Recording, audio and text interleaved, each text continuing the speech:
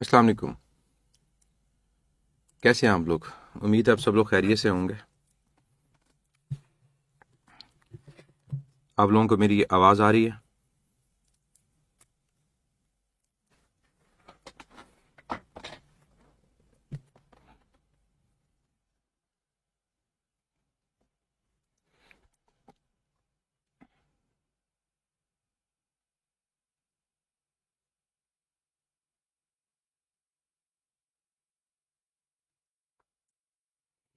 अच्छा, चलें पहले तो एक दो क्वेश्चन जो आप लोगों ने यहाँ कुछ बच्चों ने पूछे में। एक बच्चे ने पूछा कि सेकेंड ईयर का सिलेबस, बिल्कुल सेकेंड ईयर का सिलेबस होगा। स्केजुअल आप लोगों से शेयर किया हुआ है, उस स्केजुअल के मुताबिक जब सेकेंड ईयर के यूनिट स्टार्ट होंगे तो फिर सेकेंड ईयर का सिलेबस स्टार्ट होगा। एक बच्चे ने पूछा क्या सिलेबस को फॉलो करना चाहिए? बिल्कुल 100% सिलेबस को फॉलो करना चाहिए कि जो पीएमसी ने सिलेबस दिया है आपने उसी को फॉलो करना है, उससे डेविएट नहीं होना। कोई भी और एक्स्ट्रा चीज़ करने की ज़रूरत नहीं है। ऐसा कोई भी क्वेश्चन बैंक पीएमसी ने अनाउंस नहीं किया, लास्ट ईयर वाला क्वेश्चन बैंक वैलिड नहीं है, उसको किसी भी तरह से फॉलो आप नहीं करोगे। वो आप अपने लिए एक सरदर्द बनाओगे, क्योंकि वो क्वेश्चंस ऐसे हैं जो आप लोग सॉल्व नहीं कर पाओगे, जिस वजह से आप लोग परेशान होंगे कि हम पढ़ते कुछ और हैं, क्वेश्चन किसी और तरह के आते हैं, हम इन क्वेश्चंस को कैसे सॉल्व करें। बाहर से क्वेश्चन नहीं आते। लास्ट ईयर भी अगर कोई क्वेश्चन बाहर से आए थे तो पीएमसी ने कायद आज़म यूनिवर्सिटी से जब उस टेस्ट को इवेलुएट करवाया था तो आप लोगों को उसके एक्स्ट्रा मार्क्स मिले थे।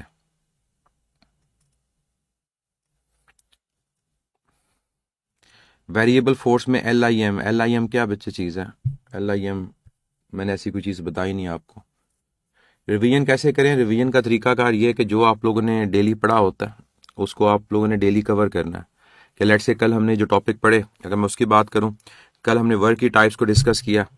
वर्क की टाइप्स के बाद हमने एनर्जी को डिस्कस किया। तो आप लोगों का काम ये होता है कि आप इनको रिवाइज करें। एलएमएस पे इनके जो एमसीक्यूज हैं उनको अटेम्प्ट करने की कोशिश करें। तो जो चीज़ डेली पढ़ी जाती है उसको रिवाइज किया जाता है, ना कि रैंडमली जो किसी ग्रुप में किसी ने सवाल पूछा उसकी तरफ चल पड़े। फोकस होकर जो आपका सिलेबस है, जो आपका स्केजुअल है, उसको फोकस करें। अगर डेली के तमाम सब्जेक्ट्स के आपने हाफ हाफ यूनिट्स पढ़े तो आपका काम है कि उस दिन में आपने हाफ हाफ यूनिट्स को कवर करना है। अगर क्वार्टर यूनिट्स पढ़े तो आपने क्वार्टर को कवर करना है। उसके अलावा कोई एक्स्ट्रा चीज़ करने की ज़रूरत नहीं है। मैं हमेशा कहता हूँ डायरेक्शन इंपॉर्टेंट है। तो डायरेक्शन आपके पास फिक्स होनी चाहिए कि मैंने इतने टाइम में ये गोल अचीव करना है और बस उसकी तरफ चल पड़े। हैंडआउट्स बिल्कुल मिलेंगे आपको। आज मैं ट्राई करूंगा कि आप लोगों को जो फर्स्ट यूनिट के हैंडआउट्स हैं, फिजिक्स, केमिस्ट्री, बायो, मैं इंशाल्लाह वो आप लोगों को बता दूंगा कि एलएमएस पे कहाँ पर प्रेजेंट होंगे। आप लोग उसको डाउनलोड कर लीजिएगा।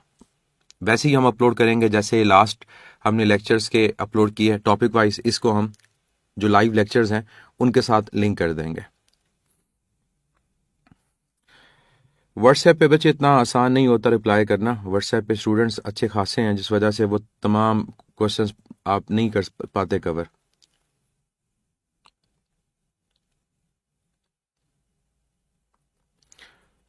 हुसैन वॉइस, पहले अपना नाम चेंज करें। अभी आपका दोबारा मैसेज आया तो आप ब्लॉक हो जाएंगे। अपना जो रियल नेम है कंप्लीट, उसके साथ आप अपने इस चैट में शामिल हो।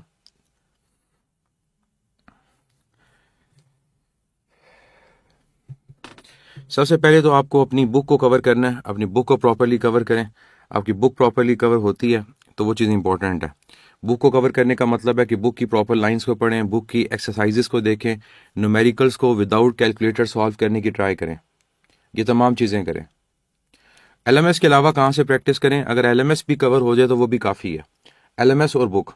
अगर आप इसके अलावा प्रैक्टिस करना चाहते हो तो जो भी प्रैक्टिस बुक आपके पास अवेलेबल है उसको फॉलो करें और वहाँ से तैयारी करें। होपफुली हम लोग जो डिफरेंट प्रैक्टिस बुक्स हैं उनके सॉल्यूशंस अपलोड करेंगे यूट्यूब के ऊपर यूनिट वाइज। तो इंशाल्लाह वो भी आपको मिलते रहेंगे कि आप वहाँ से भी एमसीक्यूज़ को देखेंगे कि किस तरह से कोई एमसीक्यू सॉल्व हुआ हुआ है। निहाल रियाज, जो कल की चीज़ थी उसको आप मुझे व्हाट्सएप कर दीजिएगा, मैं उसका आप लोगों को आंसर दे दूंगा।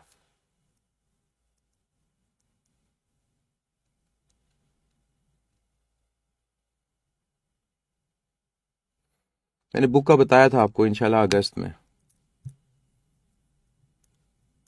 कोई भी चैप्टर डिलीट नहीं होता, जो चैप्टर है वहीं पर अवेलेबल रहता है। ना टेस्ट डिलीट होता है ना कोई चैप्टर डिलीट होता है।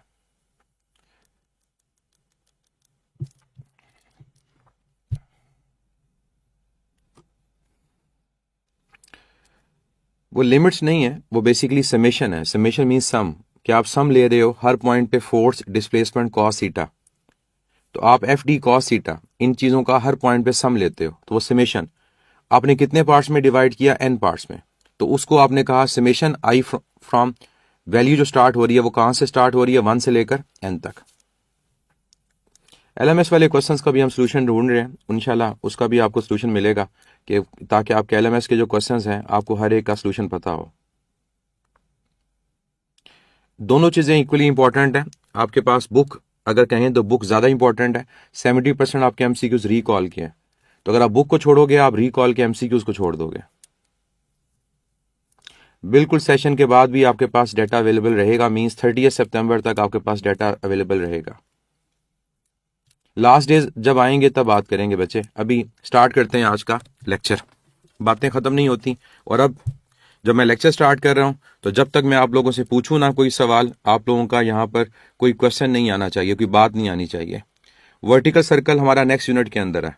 जब नेक्स्ट यूनिट को पढ़ेंगे तो वर्टिकल सर्कल की कैलकुलेशन बताऊंगा आपको कि किस तरह से वर्टिकल सर्कल में हर पॉइंट पे वेलोसिटी को फाइंड किया जाता है। फिलहाल हम पढ़ रहे हैं एनर्जी को, इसको पढ़ें।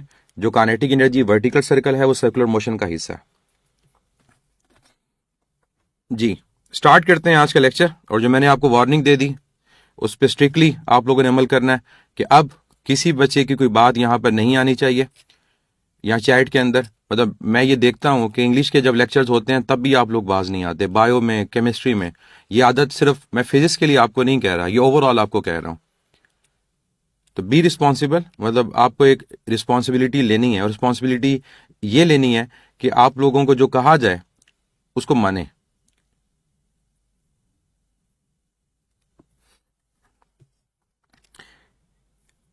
हमारा आज का जो फर्स्ट टॉपिक है that is work energy principal. नाम से बच्चे जाहिर होता है कि what is work energy principal. Work energy principal states that when work is done on a body that work will be stored in the form of energy, कि जब भी किसी बॉडी पे वर्क किया जाएगा तो वो वर्क उस बॉडी में एनर्जी की फॉर्म में स्टोर होगा। हम देखते हैं कि जब किसी बॉडी को लिफ्ट किया जाता है तो लिफ्ट करते हुए जो वर्क होता है वो उसमें पोटेंशियल एनर्जी की फॉर्म में स्टोर होता है। अगर हम एक बॉडी को पुश करते हैं या पुल करते हैं तो वहां पर जो वर्क हुआ उस बॉडी को डिस्प्लेस करने में वो उसकी काइनेटिक एनर्जी की फॉर्म में स्टोर होता है। और कई हमारे पास एग्जांपल्स ऐसी हैं जहां पर हमारी पोटेंशियल और काइनेटिक एनर्जी दोनों चेंज हो रही होती हैं। तो ये कोई रट्टा नहीं लगा लेना कि work done on a body is always equal to change in kinetic energy. वो एनर्जी काइनेटिक भी हो सकती है, वो काइनेटिक के अलावा पोटेंशियल भी हो सकती है, और इवन वो काइनेटिक और पोटेंशियल का सम भी हो सकती है। आपको ऐसा एमसीक्यू मिलता है तो आपका आंसर क्या होगा, ऑल ऑफ दीज। ये सारी ऑप्शंस करेक्ट है। तो work done on a body is equal to change in energy. ये हमारे पास वर्क एनर्जी प्रिंसिपल है। जब हम इसकी मैथमेटिकल फॉर्म्स की बात करते हैं कि वर्क एनर्जी प्रिंसिपल को मैथमेटिकली कैसे रिप्रेजेंट किया जाता है, तो हम इसको ये कह सकते हैं कि work done on a body is equal to change in potential energy. Example की बात करें, चाहे अर्थ की ग्रेविटेशनल फील्ड के अंदर, चाहे किसी स्प्रिंग की इलास्टिक फील्ड के अंदर, हम जब भी किसी बॉडी की पोजीशन को चेंज करते हैं हमारे पास उस पर जो वर्क हो रहा है वो वर्क उसकी पोटेंशियल एनर्जी को चेंज कर रहा है। तो यहां पर जो वर्क डन का रिलेशन यूज करेंगे वो क्या यूज करेंगे, एम जी डेल्टा एच। अब जो डेल्टा एच हमारे पास है that may be H2 minus H1 या H1 माइनस H2, इससे फर्क नहीं पड़ता। बेसिक चीज ये है कि जो आपके पास हाइट में चेंज आया आपने डेल्टा एच वो पुट करना। तो पहली मैंने जो इक्वेशन लिखी वर्क एनर्जी प्रिंसिपल की वो क्या लिखी कि जब किसी भी फील्ड के अंदर, और फील्ड कैसी, कंजर्वेटिव, उस कंजर्वेटिव फील्ड के अंदर बॉडी की पोजीशन को चेंज करेंगे then that work done will be store in the form of potential energy. और चाहे हमारे पास ये पोटेंशियल एनर्जी ग्रेविटेशनल हो बच्चे, और चाहे हमारे पास ये पोटेंशियल एनर्जी कौन सी हो, इलास्टिक हो। कि फर्ज करो हमारे पास एक स्प्रिंग है, उस स्प्रिंग को उसकी इलास्टिक फील्ड में रहते हुए आप स्ट्रेच करो या उसको कंप्रेस करो। सिमिलरली हमारे पास एक चार्ज की इलेक्ट्रिक फील्ड में रहते हुए आप चार्ज को 2 पॉइंट्स के दरमियान मूव करवाते हो। तो किसी भी केस के अंदर हम पोजीशन को चेंज करते हैं तो हमारे पास पोटेंशियल एनर्जी में चेंज आएगा। अगर मैं इनके फार्मूलाज को लिखूं तो स्प्रिंग के केस में मेरा फार्मूला हाफ के क्या आएगा, यहां पर x2 minus x1 whole square, या सेपरेट मैं लिखूंगा x2 square minus x1 square? क्या कहेंगे? जब मैं इसका फॉर्मूला लिखूंगा तो क्या x2 minus x1 whole square ये करेक्ट होगा, या फिर फॉर्मूला हाफ टाइम के x square x2 square minus x1 square correct होगा? कौन सा करेक्ट होगा, फर्स्ट या सेकंड?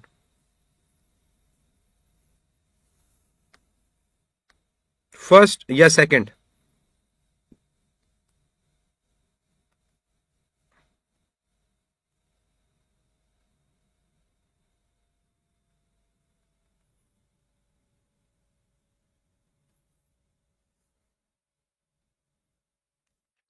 दोनों बच्चे करेक्ट नहीं है, ये गलती नहीं कर दी, नहीं दोनों करेक्ट हैं। x2 minus x1 whole square और x2 square minus x1 square में डिफरेंस है। देखो स्प्रिंग के केस में जो वर्क का फार्मूला है वो हाफ टाइम के एक्स स्क्वायर होता है, हाफ टाइम के एक्स स्क्वायर होता है। जब आपको दो पॉइंट्स के दरमियान डिफरेंस लेना होगा तो आप कहोगे हाफ के x2 का स्क्वायर माइनस हाफ के x1 का स्क्वायर, और यहां पर आप क्या करोगे, हाफ के कॉमन लोगे। तो जब हाफ के कॉमन लोगे तो फार्मूला x2 का स्क्वायर माइनस x1 का स्क्वायर आएगा, and this one is correct. ये फार्मूला बार बार आपका आएगा इस फॉर्म के अंदर। कैपेसिटर पढ़ो चाहे चार्ज पढ़ो, हर जगह इस फॉर्म में फार्मूला आएगा। तो याद रखिएगा कि इन दोनों में से कौन सा फार्मूला करेक्ट है, आपका आंसर होगा second one, not the first one. और अगर आप ट्राई कर लो, फर्स्ट से आपका आंसर और सेकंड से आपका आंसर सेम नहीं आएगा। तो करेक्ट फार्मूला क्या है, हाफ के x2 square minus x1 square, both correct नहीं है। इसी तरह जब चार्ज को उसकी चार्ज की इलेक्ट्रिक फील्ड में मूव करवाया जाता है तो वहां पर भी जो वर्क डन होगा वो पोटेंशियल एनर्जी की चेंज के फॉर्म में स्टोर होगा। और यहां पर अगर मैं फार्मूला को लिखना चाहूं तो लेट्स से मेरे पास ये दो पॉइंट्स हैं, इन दोनों पॉइंट्स को अगर मैं मार्क कर देता हूं कि इसका डिस्टेंस मेरे पास r2 है और इसका डिस्टेंस मेरे पास कितना है, r1 है। तो यहां पर जो फार्मूला बनेगा वो के Q Q 1 over r2 minus r1 यूं भी लिखा जा सकता है, और इवन हम इसको के Q Q 1 over r1 minus 1 over r2 भी लिख सकते हैं। जो बेसिक चेंज आपके पास आएगा वो साइन का आएगा। मतलब क्या हम चार्ज को मूव करवा रहे हैं टुवर्ड्स इलेक्ट्रिक फील्ड, या चार्ज को मूव कर टुवर्ड्स द चार्ज, या चार्ज को मूव करवा रहे हैं अवे फ्रॉम द चार्ज। तो फार्मूला फर्स्ट भी करेक्ट है, सेकंड भी करेक्ट है, डिपेंड करेगा कि मूव 1 से 2 हो रहा है या 2 से 1 हो रहा है।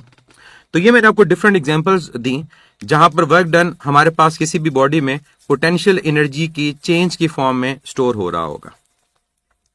अब आते हैं सेकंड केस की तरफ। जो सेकंड हमारे पास केस है जिसको हम ज्यादातर अपनी बुक्स में पढ़ते हैं वो ये कि work done on a body is equal to change in kinetic energy. अब स्पेसिफिकली बात हुई कि जब किसी बॉडी पे वर्क किया गया तो उस वर्क की वजह से उस बॉडी के अंदर हमारे पास मोशन प्रोड्यूस हुई, उसकी काइनेटिक एनर्जी चेंज हुई। ज्यादातर न्यूमेरिकल हमें एफएससी लेवल पर इस सेकंड केस से रिलेटेड मिलते हैं। अब यहां पर आप रिलेशन जब लिखोगे तो वर्क की जगह क्या लिखोगे, F into D. Kinetic energy का चेंज क्या आएगा, half time m V F square minus V I square. क्या ये करेक्ट होगा, या second one F D is equal to half m V F minus V I whole square, ये correct होगा? First या सेकंड, कौन सा करेक्ट है जब आपने work done is equal to change in kinetic energy के इक्वल करना है? बिल्कुल फर्स्ट वन करेक्ट है, क्योंकि काइनेटिक के फार्मूला में हाफ m v स्क्वायर आता है। तो जो स्क्वायर होगा वो सेपरेट होगा, vf पे सेपरेट होगा और vi पे सेपरेट होगा, ये कॉमन नहीं होगा। तो फर्स्ट वन हमारा जो रिजल्ट है वो करेक्ट है।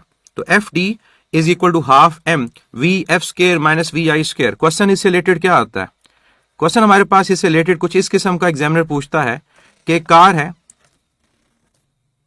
जो मूव कर रही है हमारे पास वेलोसिटी vi से, ये कार मूव कर रही है वेलोसिटी vi से।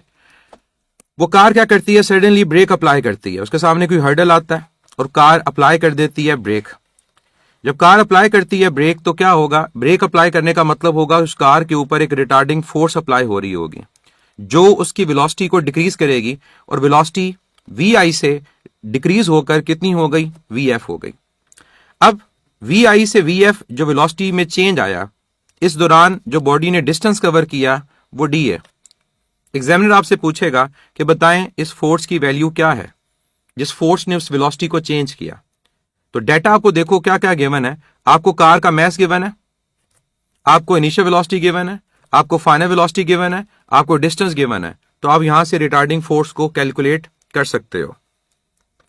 सिमिलरली हमारे पास जो वर्क डन है वो सिर्फ और सिर्फ ट्रांसलेशनल काइनेटिक एनर्जी को चेंज नहीं करता, ये वर्क डन हमारे पास रोटेशनल काइनेटिक एनर्जी को चेंज भी कर सकता है। तो उस केस में फार्मूला बनेगा half I omega F square minus omega I square. कल मैंने फार्मूला बताया था आपको हाफ आई ओमेगा स्क्वायर। तो ये फार्मूला पर्टिकुलरली अप्लाई किस में होगा, जब हम रोटेशनल काइनेटिक एनर्जी के चेंज की बात कर रहे होंगे। और इवन ये भी पॉसिबल है कि हमारा जो वर्क डन है वो बॉडी के अंदर ट्रांसलेशनल और रोटेशनल दोनों काइनेटिक एनर्जीज को चेंज करे। तो वहां पर आप कहोगे कि work done is equal to change in kinetic energy translational plus change in kinetic energy rotational. इसकी एग्जांपल आप देख सकते हो कि अगर एक ऐसी बॉडी हो जैसे डिस्क है, और डिस्क में प्रॉपर्टी हमारे पास ये है कि जब उस पर फोर्स अप्लाई करेंगे तो डिस्क हमारी रोटेट भी करेगी और डिस्क लीनियरली मूव भी करेगी। इसका मतलब इसमें रोटेशनल काइनेटिक एनर्जी भी प्रेजेंट है और हमारे पास इसमें ट्रांसलेशनल काइनेटिक एनर्जी भी प्रेजेंट है। तो इस केस में जो आपने फोर्स अप्लाई की, उस फोर्स की वजह से, उस वर्क डन की वजह से सिर्फ ट्रांसलेशनल काइनेटिक एनर्जी चेंज नहीं हुई, रोटेशनल काइनेटिक एनर्जी भी चेंज हुई। ओमेगा यहां पर एंगुलर वेलोसिटी है। ये नेक्स्ट यूनिट हम सर्कुलर मोशन भी पढ़ेंगे। Omega is the angular velocity, angular frequency, angular speed, कुछ भी आप बोल सकते हो। जो थर्ड हमारे पास इसकी मैथमेटिकल फॉर्म है, जिसके बारे में बच्चे अमूमन डाउटफुल होते हैं और आंसर अपना गलत कर देते हैं, वो ये कि जो work done on a body है ये उस बॉडी की पोटेंशियल एनर्जी और काइनेटिक एनर्जी दोनों को चेंज भी कर सकता है। और इसकी एग्जांपल आप लोग फर्स्ट ईयर में पढ़ के आ चुके हो, बर्नौलीज इक्वेशन। जब आप बर्नौलीज इक्वेशन को प्रूव करते हो तो बर्नौलीज इक्वेशन का प्रूव इसी इक्वेशन से होता है। और आप जो सिस्टम कंसीडर करते हो कुछ इस किस्म का था कि एक पाइप है जिस पाइप का क्रॉस सेक्शनल एरिया डिफरेंट है और उसके अलावा वो पाइप डिफरेंट हाइट पे प्रेजेंट है। तो फर्स्ट करो ये हमारे पास एक पाइप, इस पॉइंट के ऊपर इसका जो क्रॉस सेक्शनल एरिया वो A1 और इस पॉइंट पे जो उसका क्रॉस सेक्शनल एरिया वो A2। पॉइंट 1 की जो हाइट है ground say that is H1 और पॉइंट 2 की जो हाइट है ground say that is H2। तो जब हमारे पास जो वाटर है वो फ्लो करेगा फ्रॉम पॉइंट 1 टू पॉइंट 2, तो इस केस में हमारे पास उसकी पोटेंशियल और काइनेटिक एनर्जी दोनों चेंज हो रही होंगी। पोटेंशियल और काइनेटिक दोनों चेंज हो रही होंगी क्योंकि जब हाइट चेंज हुई तो पोटेंशियल चेंज हुई, और जब आपका क्रॉस सेक्शनल एरिया चेंज होगा, क्योंकि जहां एरिया हमारा ज्यादा होता है उस पॉइंट के ऊपर हमारी जो वेलोसिटी होती है वो कम होती है, और जहां एरिया कम होता है वहां वेलोसिटी क्या होती है, वहां वेलोसिटी ज्यादा होती है। इसका मतलब यह हुआ कि जब इस फ्लूइड के ऊपर यहां पर एक एक्सटर्नल वर्क डन होगा, और एक्सटर्नल वर्क डन इस पर्पस के लिए ताकि लिक्विड फ्लो करे, तो उस लिक्विड में पोटेंशियल और काइनेटिक एनर्जी दोनों चेंज हो रही होंगी। तो ये जो बर्नौलीज की एग्जांपल हम पढ़ते हैं ये हमारे पास वर्क एनर्जी प्रिंसिपल का वो केस है जहां वर्क डन पोटेंशियल और काइनेटिक एनर्जी दोनों को चेंज कर रहा होता है। तो इस पूरी चीज को समझाने का जो पर्पस था वो ये था कि आप लोगों ने याद रखना है कि वर्क एनर्जी प्रिंसिपल में जो स्टेटमेंट है वो सिर्फ और सिर्फ काइनेटिक एनर्जी से रिलेटेड नहीं है, वो change in energy potential kinetic कोई भी हो सकती है और इवन दोनों के चेंजेस का सम भी हो सकती है। क्लियर है ये point?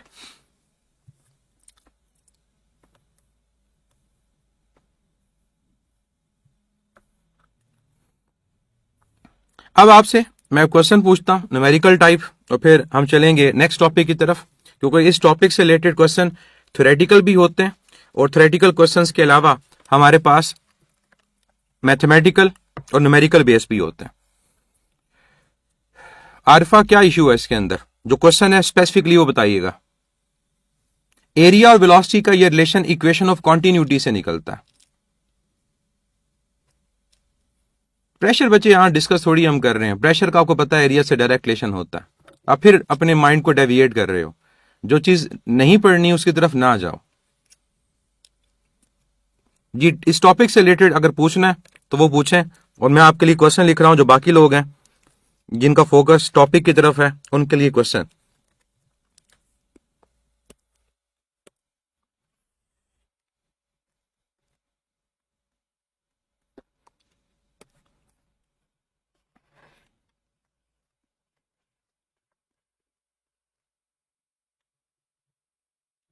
A moving body may not have potential energy. जब बॉडी ग्राउंड पे मूव कर रही होती है तो उसके अंदर पोटेंशियल एनर्जी नहीं होगी, सिर्फ काइनेटिक एनर्जी होगी। मे नॉट हैव, क्या नहीं हो सकती।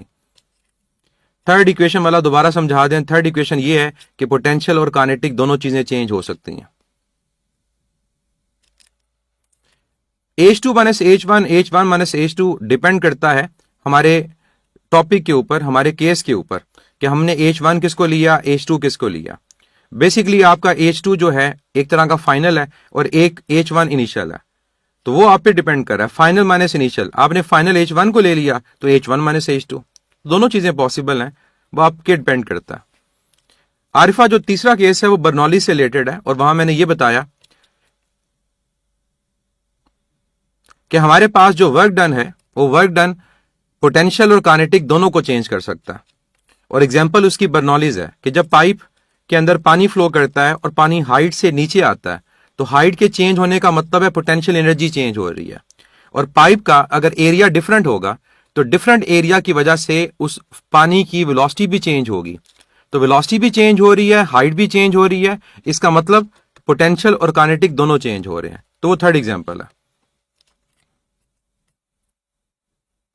अगर बॉडी को पकड़ के एक हाइट पे लेकर जा रहे हैं तो इसका मतलब सिर्फ पोटेंशियल एनर्जी है। लेकिन अगर एक बॉडी को थ्रो कर रहे हैं, थ्रो करते हुए उसके अंदर काइनेटिक भी है, पोटेंशियल भी है।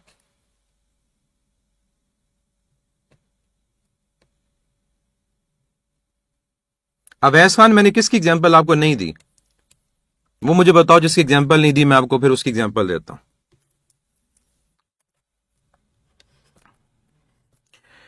एक कार है जिसका मैस हमें गिवन है 5000 किलोग्राम, और वो कार मूव कर रही है with a velocity of 144 kilometre per hour.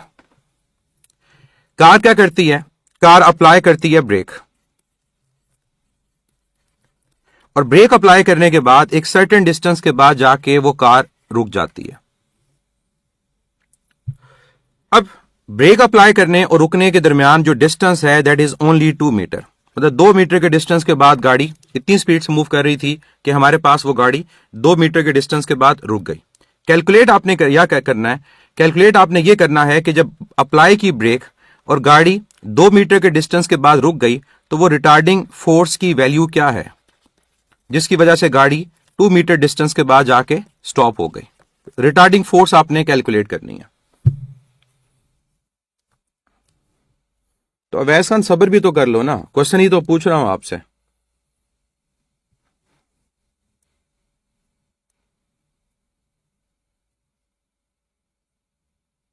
Sir force और डिस्प्लेसमेंट टॉर्क और एंगुलर डिस्प्लेसमेंट से चेंज होगा, क्या मतलब, क्वेश्चन क्या एग्जैक्टली?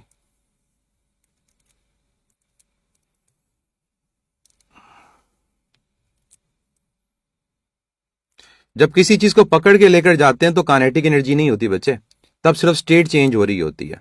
जब किसी चीज को थ्रो किया जाता है, पुश किया जाता है, एक फोर्स से मूव करवा दिया जाता है, तो तब उसमें काइनेटिक एनर्जी होती है। बच्चे एमसीक्यू सेपरेट है, अगर एमसीक्यूज डिस्कस करेंगे तो फिर आपके टॉपिक कवर नहीं होंगे। तो एमसीक्यूज वाले सेपरेट हैं, उसकी सेपरेट आपको वीडियोस मिलेंगी। आज मैं मोशन और फोर्स से रिलेटेड एक वीडियो चैनल पे अपलोड करूंगा। तो मुझे पता है कि क्या चीज जरूरी है और क्या चीज नहीं जरूरी, और सब चीजों को साथ लेकर चलेंगे।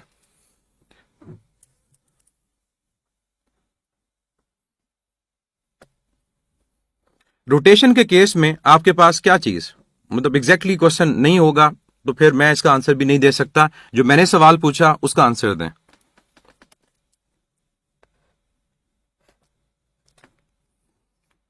एग्जैक्ट क्वेश्चन जो आपके माइंड में है वो पूछें।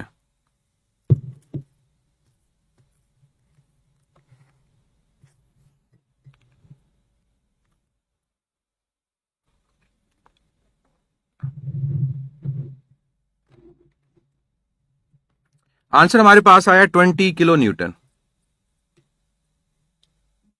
वसीम बगरानी, क्या हो गया आपको? मैं पढ़ा क्या रहा हूं और आप मुझसे सवाल क्या पूछ रहे हो?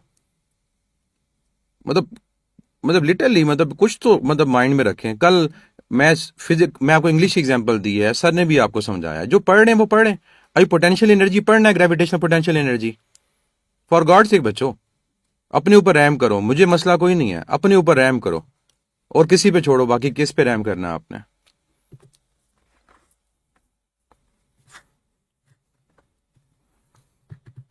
हम जा रहे होते मशरिक की तरफ, आप मगरिब की तरफ चलना शुरू कर देते हो।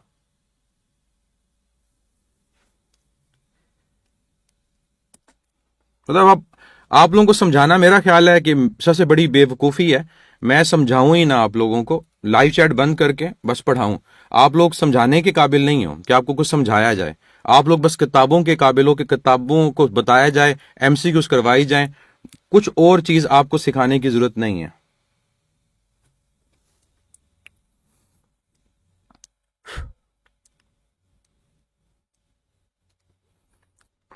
वर्क एनर्जी प्रिंसिपल यहां पर यूज होगा और यहां पर रिलेशन आपके पास आएगा half T M V F का स्क्वायर माइनस वी आई का स्क्वायर। अब हमें जो चीज कैलकुलेट करनी है फोर्स, तो फोर्स यहां पर आपके पास आ जाएगी m ओवर 2d और मल्टीप्लाई क्या हो रहा है, वी एफ का स्क्वायर माइनस वी आई का स्क्वायर। अब यहां पर वैल्यूज को फाइंड पुट करें। जो मैस है वो 5000 किलोग्राम है, जो डिस्टेंस आपको दिया गया वो 2 है। वी एफ आपके पास 0 है, वी आई आपने यहां सब्स्टिट्यूट करना है। जो 144 किलोमीटर पर आर है, ये आपके पास कितना होगा, 144 किलोमीटर पर आर। मैंने पहले भी जिक्र किया था, इस चीज को दोबारा सुन लें कि 72 किलोमीटर पर आर, 36 किलोमीटर पर आर, ये बेसिक वैल्यूज हैं जो ज्यादातर एमसीक्यूज में पूछी जाती हैं। तो 36 किलोमीटर पर आर आपके पास 10 मीटर पर सेकंड, कन्वर्ट करके देख लीजिएगा। 72 जो है वो 20 मीटर पर सेकंड, तो 144 72 का डबल है, ये आपके पास क्या होगा, ये 40 मीटर पर सेकंड है। और अगर आपने कन्वर्ट करना हो तो आप 144 को 1000 से मल्टीप्लाई करोगे और 3600 से डिवाइड करोगे। 1000 से मल्टीप्लाई और 3600 से डिवाइड, ये 2 जीरो आपके पास कैंसिल हो गए। अब इसको किससे करें, 6 से। 6 इंटू 6 36, 6 इंटू 2 12, रिमाइंडर क्या है 24, ये आपके पास आ जाएगा 40। तो ये आपके पास 6 इंटू 4, तो 4 इंटू 10 40 आपके पास आ गया। तो वी आई की जो वैल्यू है वो 40, लेकिन 40 का स्क्वायर लेना नहीं भूलना। अब आगे रिजल्ट क्या आएगा, आगे आपके पास रिजल्ट आएगा 5000 डिवाइड बाय 4, साथ साइन ये नेगेटिव बाहर आ गया, रिटार्डिंग फोर्स है। 40 का स्क्वायर, 40 का स्क्वायर 1600 होता है। 40 का स्क्वायर आपके पास क्या होगा, 1600। तो ये 4 मैंने क्यों बचा के रखा था, ताकि मैं इसके साथ सॉल्व कर दूं। और बाकी 4 इंटू 5 आपके पास क्या होगा 20, बाकी कितने जीरोज हैं 1 2 3 4 5, तो इस 20 के अलावा 1 2 3 4 5, ये आपका आंसर है। तो यहां पर आप नंबर ऑफ जीरोस काउंट करो तो 1 2 3 4 5 6, इसका मतलब आपका आंसर है 2 10 पावर 6 न्यूटन। इसको आप कह सकते हो कि ये आपके पास 2 मेगा न्यूटन है, क्योंकि 10⁻6 क्या होता है, वो मेगा होता है।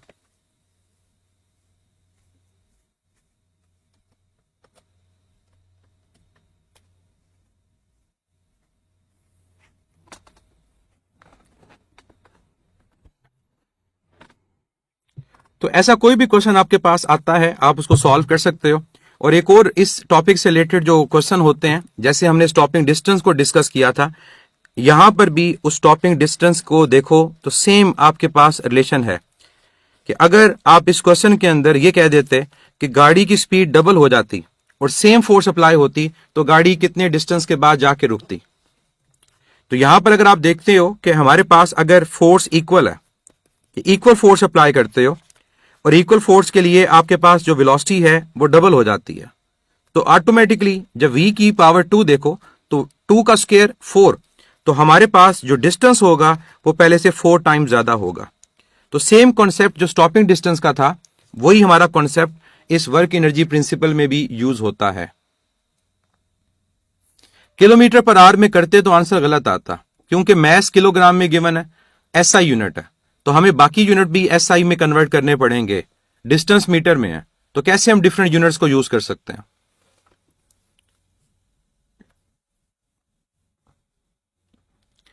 नेक्स्ट टॉपिक पे चलते हैं, और नेक्स्ट टॉपिक हमारे पास है inter conversion of potential energy and kinetic energy.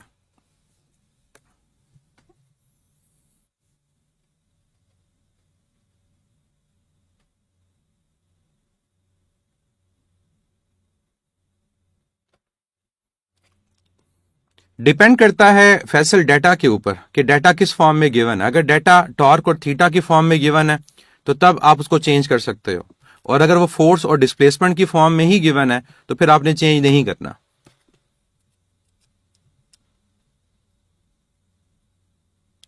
बिल्कुल शयान, ऑल को करेक्ट करेंगे, तीनों चीजें पॉसिबल होती हैं। स्टॉपिंग डिस्टेंस वाला पॉइंट ये है कि हमारे फार्मूला के अंदर अगर देखा जाए तो डिस्टेंस का जो ताल्लुक होता है वो वेलोसिटी के स्क्वायर के साथ डायरेक्ट होता है। डिस्टेंस का वेलोसिटी के स्क्वायर के साथ क्या होता है, रिलेशन डायरेक्ट होता है। अगर वेलोसिटी के स्क्वायर के साथ रिलेशन डायरेक्ट, तो क्वेश्चन था कि अगर इक्वल फोर्स अप्लाई की जाए और वेलोसिटी गाड़ी की डबल हो जाए तो गाड़ी कितने डिस्टेंस के बाद रुकेगी। तो फोर्स अगर इक्वल है तो फिर डिस्टेंस का वेलोसिटी के स्क्वायर के साथ रिलेशन क्या होगा, डायरेक्ट होगा। तो वेलोसिटी अगर डबल, 2 का स्क्वायर 4, ऑटोमेटिकली आपका डिस्टेंस कितना हो जाएगा, वो 4 टाइम्स इंक्रीज हो जाएगा। असर की नमाज की ब्रेक आपको इस क्लास के बाद मिलेगी। ऑप्शंस पे डिपेंड करता है इरफान, कई दफा रिटार्डिंग फोर्स के साथ भी नेगेटिव साइन पूछ लिया जाता है। तो नेगेटिव साइन अगर लिखा हुआ है ऑप्शंस में तो नेगेटिव साइन वाली ऑप्शन करेक्ट होगी, और अगर नहीं लिखा हुआ, तमाम वैल्यूज पॉजिटिव हैं, तो फिर मैग्नीट्यूड जो करेक्ट होगी वही आंसर करेक्ट होगा।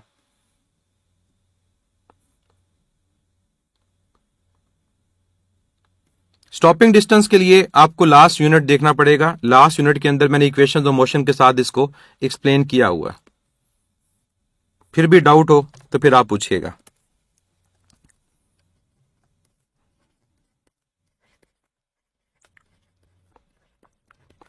Inter conversion of potential energy and kinetic energy, और ये टॉपिक हमारे पास लिंक होता है law of conservation of energy के साथ। लेकिन law of conservation of energy की जो स्टेटमेंट है वो हमारे पास ये होती है कि energy can neither be created nor destroyed, it only transforms from one form to another. इस स्टेटमेंट का मतलब है कि एनर्जी ना तो कम होती है ना ज्यादा होती है, वो फिक्स रहती है। होता बस ये है कि वो अपनी फॉर्म को चेंज कर लेती है, वो किसी और फॉर्म में अपीयर हो जाती है। जैसे लाइट बल्ब की एग्जांपल लें तो लाइट बल्ब में इलेक्ट्रिकल एनर्जी हमारे पास कन्वर्ट हो रही है लाइट और साउंड एनर्जी, लाइट और हीट एनर्जी में। और अगर बैकवर्ड पीछे और चले जाएं कि वो बल्ब अगर अटैच है जनरेटर के साथ, तो जनरेटर क्या करता है, जनरेटर आपके पास थर्मल एनर्जी को लेता है, मैकेनिकल एनर्जी में कन्वर्ट करता है, और उस मैकेनिकल एनर्जी को इलेक्ट्रिकल एनर्जी में कन्वर्ट करता है। तो एक पूरा का पूरा आपके पास एक साइकिल है, और उस साइकिल के मुताबिक एनर्जी अपनी फॉर्म को चेंज करती रहती है। और एनर्जी जब फॉर्म को चेंज करती है तो हर इस पूरे प्रोसेस के अंदर हमारे फ्रिक्शनल लॉसेस इन्वॉल्व होते हैं, जो आगे जाकर हम एक टॉपिक पढ़ेंगे, इंप्लीकेशंस ऑफ एनर्जी लॉसेस का। तो कोई भी चीज 100% एफिशिएंट नहीं होती, तो इस पूरे कन्वर्जन के प्रोसेस के अंदर हमारे पास फ्रिक्शनल लॉसेस जरूर प्रेजेंट होते हैं। अब बात होती है इंटर कन्वर्जन की। तो इंटर कन्वर्जन का मतलब है कि एनर्जी की एक फॉर्म दूसरी फॉर्म में कन्वर्ट हो। अब ये लाजिम नहीं है कि हम ये कहें कि हमेशा पोटेंशियल काइनेटिक में ही कन्वर्ट होगा। आप ये भी देखोगे एग्जांपल्स के अंदर कि पोटेंशियल की एक फॉर्म दूसरी फॉर्म में कन्वर्ट हो रही होगी, काइनेटिक की एक फॉर्म दूसरी फॉर्म में कन्वर्ट हो रही होगी। तो अभी हम इस टॉपिक को जब डिस्कस करेंगे तो कुछ एग्जांपल्स को डिस्कस भी करेंगे। तो inter conversion of potential and kinetic energy को हम दो तरह से डिस्कस करते हैं। एक कि अगर हम अज्यूम करें कि हमारे पास जो फ्रिक्शनल लॉसेस हैं वो जीरो हैं, और नंबर 2 अगर हम इन फ्रिक्शनल लॉसेस को इग्नोर ना करें। पहले बात करते हैं, अगर फ्रिक्शनल लॉसेस को इग्नोर कर दिया जाए तो क्या होगा। अगर बच्चे फ्रिक्शनल लॉसेस को इग्नोर कर दिया जाए कि फ्रिक्शनल लॉसेस जीरो हैं, तो इसका मतलब 100% कन्वर्जन होगी। 100% आपकी पोटेंशियल एनर्जी कन्वर्ट होगी काइनेटिक में, और 100% काइनेटिक कन्वर्ट होगा पोटेंशियल में। यानी पोटेंशियल एनर्जी जितनी लॉस होगी उतनी ही काइनेटिक गेन होगी, या जितनी पोटेंशियल एनर्जी किसी जगह पर हमारे पास गेन हो रही होगी उतनी ही वहां पर काइनेटिक एनर्जी लॉस हो रही होगी। दोनों की बड़ी सिंपल से मैं आपको एग्जांपल दूं कि जब हम किसी बॉडी को एक हाइट से ड्रॉप करते हैं तो उस केस में हाइट कम होने का मतलब वो अपनी पोटेंशियल को लॉस करता है, काइनेटिक को स्पीड अप होता है, स्पीड को गेन करता है, काइनेटिक एनर्जी बढ़ती है। और जब हम किसी बॉडी को थ्रो करते हैं अपवर्ड, उस केस में वो हाइट को गेन कर रहा होता है, पोटेंशियल एनर्जी को गेन कर रहा होता है, और आहिस्ता आहिस्ता उसकी स्पीड कम हो रही होती है, काइनेटिक एनर्जी की वैल्यू कम हो रही होती है। ऐसे क्वेश्चंस में जब आप इनको रिलेट करोगे कि एक तरफ रखोगे पोटेंशियल एनर्जी को और एक तरफ रखोगे काइनेटिक एनर्जी को, तो अमूमन आप देखोगे कि मैथ गिवन भी होगा तो कैंसल आउट हो जाएगा और आपके रिजल्ट के अंदर वेरिएबल सिर्फ दो हैं, बाकी तो कांस्टेंट है, एच और दूसरा वेरिएबल आपके पास क्या है, v का स्क्वायर, बाकी g और हाफ कांस्टेंट है। तो अगर आपको वेलोसिटी कैलकुलेट करनी हो तो यहां पर रिजल्ट आपके पास आ जाएगा √2gh। अब इस एज के बारे में बात याद रखिएगा, आगे मैं क्वेश्चन पूछूंगा तो गलती नहीं करनी। ये एज वो डिस्टेंस होता है जिसमें एनर्जी कन्वर्ट होती है, यानी अगर एक बॉडी को आप हाइट से ड्रॉप करते हो और मिड वे कहीं पर भी आपसे पूछा जाता है कि बताओ यहां वेलोसिटी क्या है, तो आपने एज वो डिस्टेंस मूव करना है जो बॉडी ने ट्रेवल कर लिया होगा, जिसमें एनर्जी कन्वर्ट हो चुकी होगी। जो रिमेनिंग डिस्टेंस है वो एज नहीं होता। तो ये चीज आपको याद रखना है कि एज वो डिस्टेंस है जो बॉडी कवर कर चुकी होती है, जिसमें पोटेंशियल काइनेटिक में या काइनेटिक पोटेंशियल में कन्वर्ट होती है। इसकी और एग्जांपल्स भी हैं, मतलब बात यहां खत्म नहीं होती कि हम ये कहें कि हमारी बस पोटेंशियल और काइनेटिक की कन्वर्जन होती है। हम कुछ ऐसी एग्जांपल्स भी देखते हैं जहां पर पोटेंशियल किसी और फॉर्म में कन्वर्ट हो रही है। फॉर एग्जांपल, अगर मैं आपसे एक क्वेश्चन पूछता हूं, क्वेश्चन मेरा आपसे यह है कि हमारे पास एक ग्राउंड के ऊपर एक वर्टिकल स्प्रिंग प्रेजेंट है।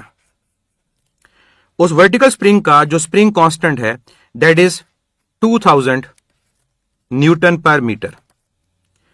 हमने क्या किया, हमने उस स्प्रिंग के ऊपर एक वेट को रखा और वेट को रखने के बाद उसको प्रेस कर दिया डाउनवर्ड। अब जब हमने स्प्रिंग को प्रेस किया डाउनवर्ड तो स्प्रिंग के अंदर एक कंप्रेशन प्रोड्यूस हुई। लेट्स से जो स्प्रिंग के अंदर कंप्रेशन प्रोड्यूस हुई वो हमें गिवन है कि दैट इज 10 सेंटीमीटर। फाइंड करें कि जब स्प्रिंग को हम रिलीज करेंगे, छोड़ेंगे, तो रिलीज करने के बाद वो बॉडी कितनी हाइट को गेन करेगी। वो बॉडी जिसको हमने रिलीज किया वो कितनी हाइट को गेन करेगी। और यहां पर एक और चीज जो गिवन है वो ये कि जिस बॉडी को हमने रखा हुआ है उसका मैस कितना है, उसका मैस 250 ग्राम है। अब पहले तो ये बताओ कि यहां पर कौन सी एनर्जी कन्वर्ट हो रही है।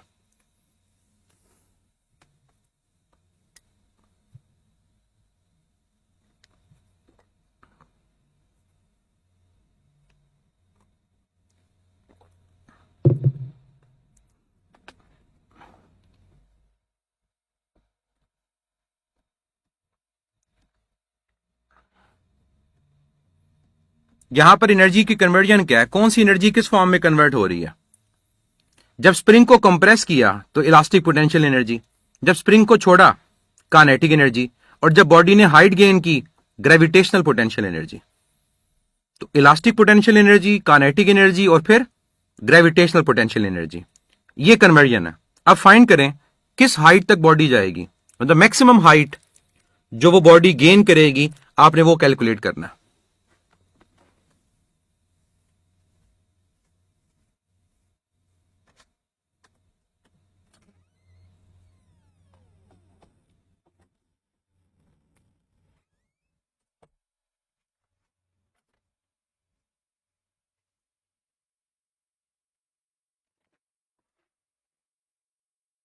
एक आंसर में मिला 4 मीटर।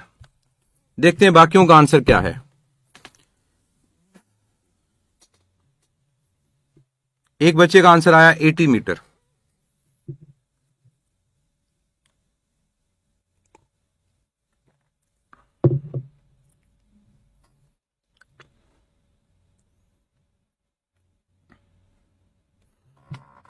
देखते हैं इसका आंसर क्या आता है। जब स्प्रिंग को कंप्रेस किया था तो इलास्टिक पोटेंशियल एनर्जी थी, और जब बॉडी ने हाइट को गेन किया ग्रेविटेशनल पोटेंशियल एनर्जी है। इलास्टिक पोटेंशियल एनर्जी का फार्मूला होता है हाफ के एक्स स्क्वायर और ग्रेविटेशनल पोटेंशियल एनर्जी का फार्मूला हमारे पास यहां पर mgh। हमें जो चीज कैलकुलेट करनी है वो हाइट है। mg लेफ्ट पर आके डिवाइड होगा तो एज का फार्मूला आपके पास आएगा kx² divide by 2 times mg। अब यहां पर वैल्यूज पुट करें। स्प्रिंग कांस्टेंट है 2000, x की वैल्यू कितनी है 10 सेंटीमीटर, मतलब 10⁻⁻2 होल स्क्वायर डिवाइड बाय कितना मैस है 250 ग्राम। 250 ग्राम का मतलब है 250 डिवाइड बाय 1000 मतलब 10⁻³ और साथ जी वो 10 लिखोगे। तो पहला काम तो ये कि आपकी कन्वर्जन यहां सही होनी चाहिए कि आपने जब कन्वर्ट किया कन्वर्जन गलत होगी आपका आंसर भी गलत हो जाएगा। अब सॉल्व करते हैं इसको। देखें 250 इंटू 4 1000 होता है, 250 इंटू 8 2000 होगा, फिर 2 इंटू 4 ये हिस्सा सॉल्व हो गया। ये 10 इस 10 से क्या हो जाएगा कैंसल आउट हो जाएगा। अब बाकी जो वेरिएबल्स हैं उनको देखें कि क्या बचा। ऊपर आया 4, 10⁻⁻2 की पावर 2 हो तो 10⁻⁻4 होगा और ये पावर -3 ऊपर जाकर क्या हो जाएगी +3। तो आपका रिजल्ट आया 4 10⁻⁻1 मीटर यानी 0.4 मीटर।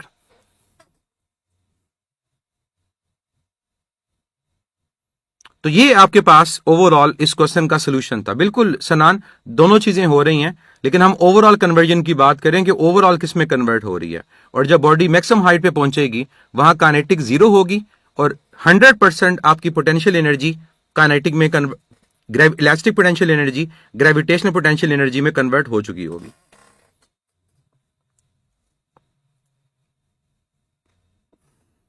बिल्कुल पॉइंट आपने सही रेस किया। मैंने जो यहां पर गलती की कि 10 का स्क्वायर नहीं लिया, शाबाश, 10 का स्क्वायर मैंने नहीं लिया यहां पर क्योंकि 10 स्क्वायर के अंदर मौजूद था।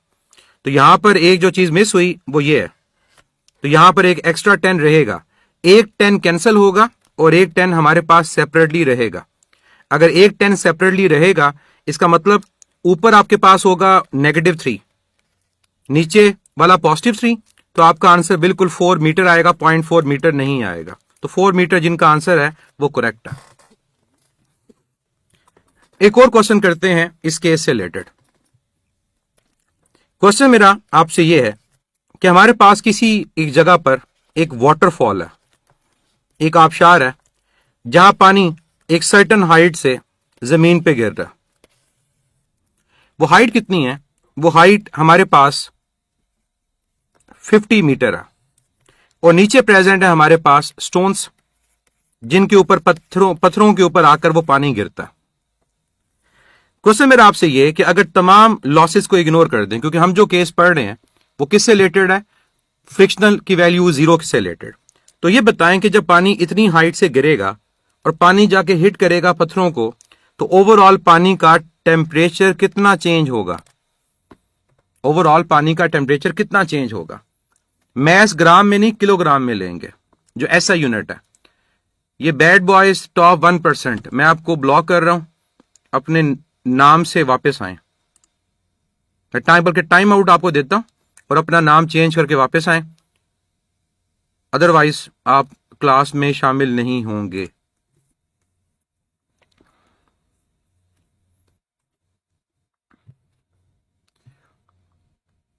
कितना चेंज होगा पानी का टेम्परेचर, और यहां मैं आपको हिंट एक दे देता हूं, बिल्कुल किलोग्राम में लिया है, 250 ग्राम डिवाइड बाय 1000 किलोग्राम में कन्वर्ट होगा। हिंट ये है कि वाटर की जो स्पेसिफिक हीट होती है वो 4200 होती है, 4200 जूल पर केजी पर केल्विन। ये आपको मैंने हिंट एक दे दिया।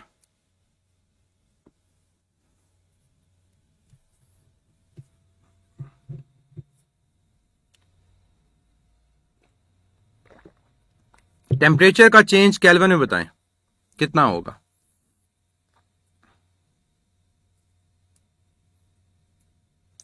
आप इसका मतलब सॉल्व नहीं कर रहे। देखो बच्चे यहां पर कौन सी एनर्जी किस में कन्वर्ट हुई। पहली बात तो ये है, जब बॉडी हाइट पर है तो उसके अंदर एनर्जी है ग्रेविटेशनल पोटेंशियल एनर्जी। पानी को जाके जब हिट करेगी तो ग्रेविटेशनल पोटेंशियल एनर्जी कन्वर्ट किस में हो जाएगी, हीट के अंदर। पानी को हिट करने से पहले उसमें क्या प्रेजेंट है, काइनेटिक एनर्जी। तो हम बात कर रहे हैं टेम्परेचर कितना चेंज हुआ। तो यहां कौन सी एनर्जी किस में कन्वर्ट हुई? पानी हाइट पे था, ग्रेविटेशनल पोटेंशियल एनर्जी। पानी का टेम्परेचर चेंज हुआ, heat energy. Gravitational potential energy का फार्मूला होता है mgh, यहां पर mgh आ गया, और हीट हमारे पास इक्वल होती है mc डेल्टा टी। कैंसल क्या होगा? मैस। अगर गिवन भी होता, रिक्वायर्ड नहीं था, चाहिए क्या अब? Delta T. तो डेल्टा टी इक्वल आएगा GH ओवर C के।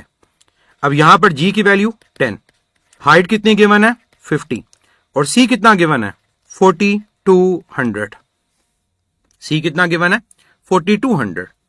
ये दोनों जीरोस आपके पास कैंसल आउट हो जाएंगे, ये आ जाएगा 5 ओवर 42। अब करें अप्रोक्सीमेशन। अप्रोक्सीमेशन ये होगी आपकी कि बजाय इसके कि आप नीचे वाले को 42 लेकर सॉल्व करो, उसको 40 लेके सॉल्व करो। जब 40 लेकर सॉल्व करोगे तो आपके पास ये आ जाएगा 1 ओवर 8। अब 1 को 8 से डिवाइड करना है, आपका आंसर आ जाएगा डेसिमल, ये 0 आ गया। 8 इंटू 1, रिमाइंडर क्या आया? 2, 20, तो 8 इंटू 2 16। तो आपका आंसर क्या है? आपका आंसर है कि पानी का जो टेम्परेचर चेंज होगा वो सिर्फ 0.12 केल्विन होगा, और जितना चेंज केल्विन में होता है उतना चेंज सेल्सियस में भी होता है। तो 0.12 केल्विन या 0.12 डिग्री सेल्सियस, ये आपका अप्रोक्सीमेट आंसर है। तो अप्रोक्सीमेशन करनी है ताकि आप लोग आसानी से क्वेश्चन को सॉल्व कर सकें। जो बच्चे एग्जैक्टली आंसर दे रहे हैं, ठीक है, अच्छी बात है दें, लेकिन कैलकुलेटर यूज नहीं करना, वो अलाउड नहीं होता आपको।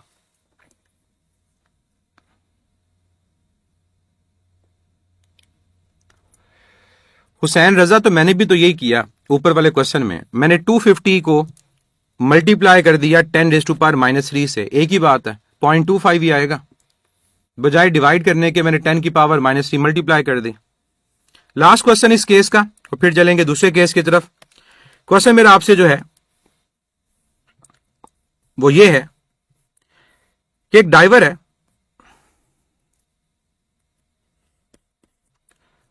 जो डाइविंग बोर्ड के ऊपर खड़ा हुआ है, और वो डाइविंग बोर्ड हमारे पास वाटर लेवल से कितनी हाइट के ऊपर है? 12 मीटर की हाइट पे। यहां पर कौन खड़ा हुआ है? एक डाइवर जो रेडी है पानी में जंप करने के लिए। उस डाइवर का मैस हमें गिवन है 70 किलोग्राम। डाइवर ने पानी में जंप किया। क्वेश्चन मेरा आपसे यह है कि जब डाइवर पानी से 5 मीटर ऊपर होगा तो बताओ उस डाइवर की वेलोसिटी क्या होगी? जब डाइवर पानी से 5 मीटर अपवर्ड होगा तो वहां पर उस डाइवर की वेलोसिटी क्या होगी? अदनान मेमन, ये हीट का फार्मूला है जब टेम्परेचर चेंज होता है, थर्मोडायनेमिक्स में पढ़ेंगे। बिल्कुल केल्विन और सेल्सियस में चेंज इक्वल होता है, टेम्परेचर का चेंज केल्विन और सेल्सियस में इक्वल होता है।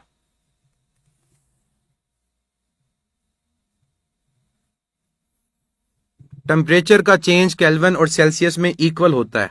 इस वजह से कभी भी आपने ये नहीं करना कि चेंज फाइंड करते हुए केल्विन और सेल्सियस को कन्वर्ट कर दो, वो सेम होगा।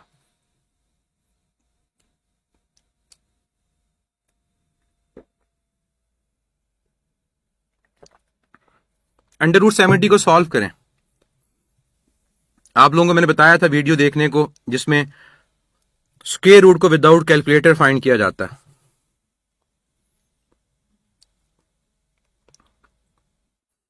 (11 √40) देखते हैं आंसर करेक्ट है या इनकरेक्ट है। मैंने आपको भी कुछ देर पहले बात बताई थी कि ये जो हाइट है, ये हाइट कौन सी है? ये वो डिस्टेंस है जो बॉडी ने ट्रेवल किया और एनर्जी कन्वर्ट हुई है।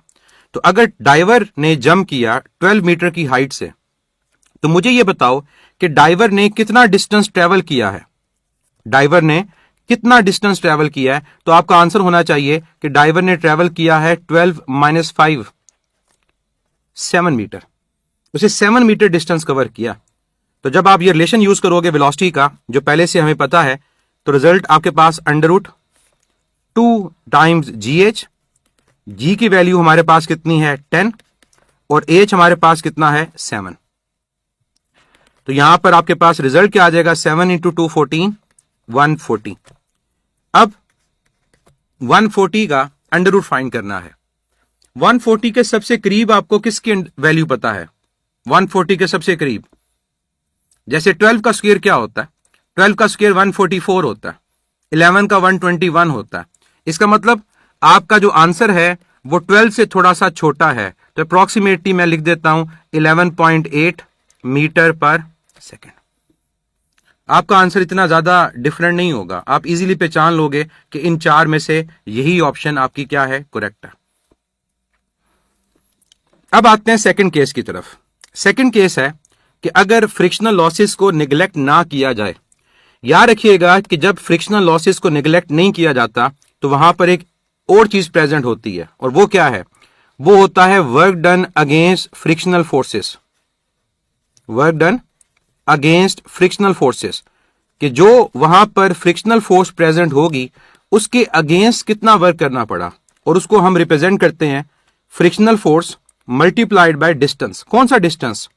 जिसके अलोंग वो फ्रिक्शनल फोर्स अप्लाई हो रही है। अब जब हम कन्वर्जन की बात करेंगे कि लेट से हमारे पास पोटेंशियल एनर्जी लूज हो रही है और काइनेटिक एनर्जी गेन हो रही है, यानी हमने एक बॉडी को टॉप हाइट से ड्रॉप किया था। अब टॉप हाइट से जब बॉडी को ड्रॉप किया तो अब सारी की सारी पोटेंशियल एनर्जी काइनेटिक में कन्वर्ट नहीं हुई, बल्कि रास्ते में जो एयर रेजिस्टेंस है उसकी मोशन को क्या करेगी, अपोज कर रही होगी। तो हर पॉइंट पे बॉडी को नीचे आने के लिए ग्रेविटी के अगेंस्ट, फ्रिक्शन के अगेंस्ट वर्क करना पड़ेगा। तो इसका मतलब जो पोटेंशियल एनर्जी लॉस होगी अब वो 100% काइनेटिक एनर्जी में कन्वर्ट नहीं होगी, बल्कि इसमें ऐड होगा वर्क डन अगेंस्ट फ्रिक्शन। अब मेरा आपसे सवाल यह है कि ये डिस्टेंस कौन सा आएगा, किस डिस्टेंस के अलोंग वो फ्रिक्शन अप्लाई हो रही है? यहां मैं क्या पुट करूंगा? जैसे पोटेंशियल एनर्जी की जगह मैं mgh पुट करता हूं, काइनेटिक एनर्जी की जगह मैं हाफ mv² पुट करता हूं, तो यहां पर अगर फ्रिक्शनल फोर्स गिवन है तो साथ क्या आएगा? बिल्कुल साथ आपके पास h आएगा। क्यों? h वो डिस्टेंस है जो बॉडी कवर कर रही है और इसी h के अलोंग फ्रिक्शनल फोर्स अप्लाई हो रही है। अब इसके रिवर्स केस भी तो हो सकता है। अगर इसके रिवर्स केस होगा वो क्या होगा? इसके रिवर्स केस ये हो सकता है कि आपकी काइनेटिक एनर्जी लूज हो रही हो, बॉडी को अपवर्ड थ्रो करें, पोटेंशियल एनर्जी गेन हो रही हो, और उसमें क्या ऐड हो? उसमें ऐड हो वर्क डन अगेंस्ट फ्रिक्शन। तो कोई भी जो डिस्टेंस है वो यहां पर इन्वॉल्व हो जाएगा। तो इसका मतलब लाजिम नहीं है कि हमेशा आपके पास पोटेंशियल ही लूज होगी, कोई भी हो सकती है, लेकिन हमारे पास जो एनर्जी गेन हो रही होगी, जो एनर्जी गेन हो रही होगी, वर्क डन अगेंस्ट फ्रिक्शन हमेशा उसी में क्या होगा? ऐड होगा। जो एनर्जी गेन हो रही होगी, वर्क डन अगेंस्ट फ्रिक्शन उसी फैक्टर में क्या हो रहा होगा?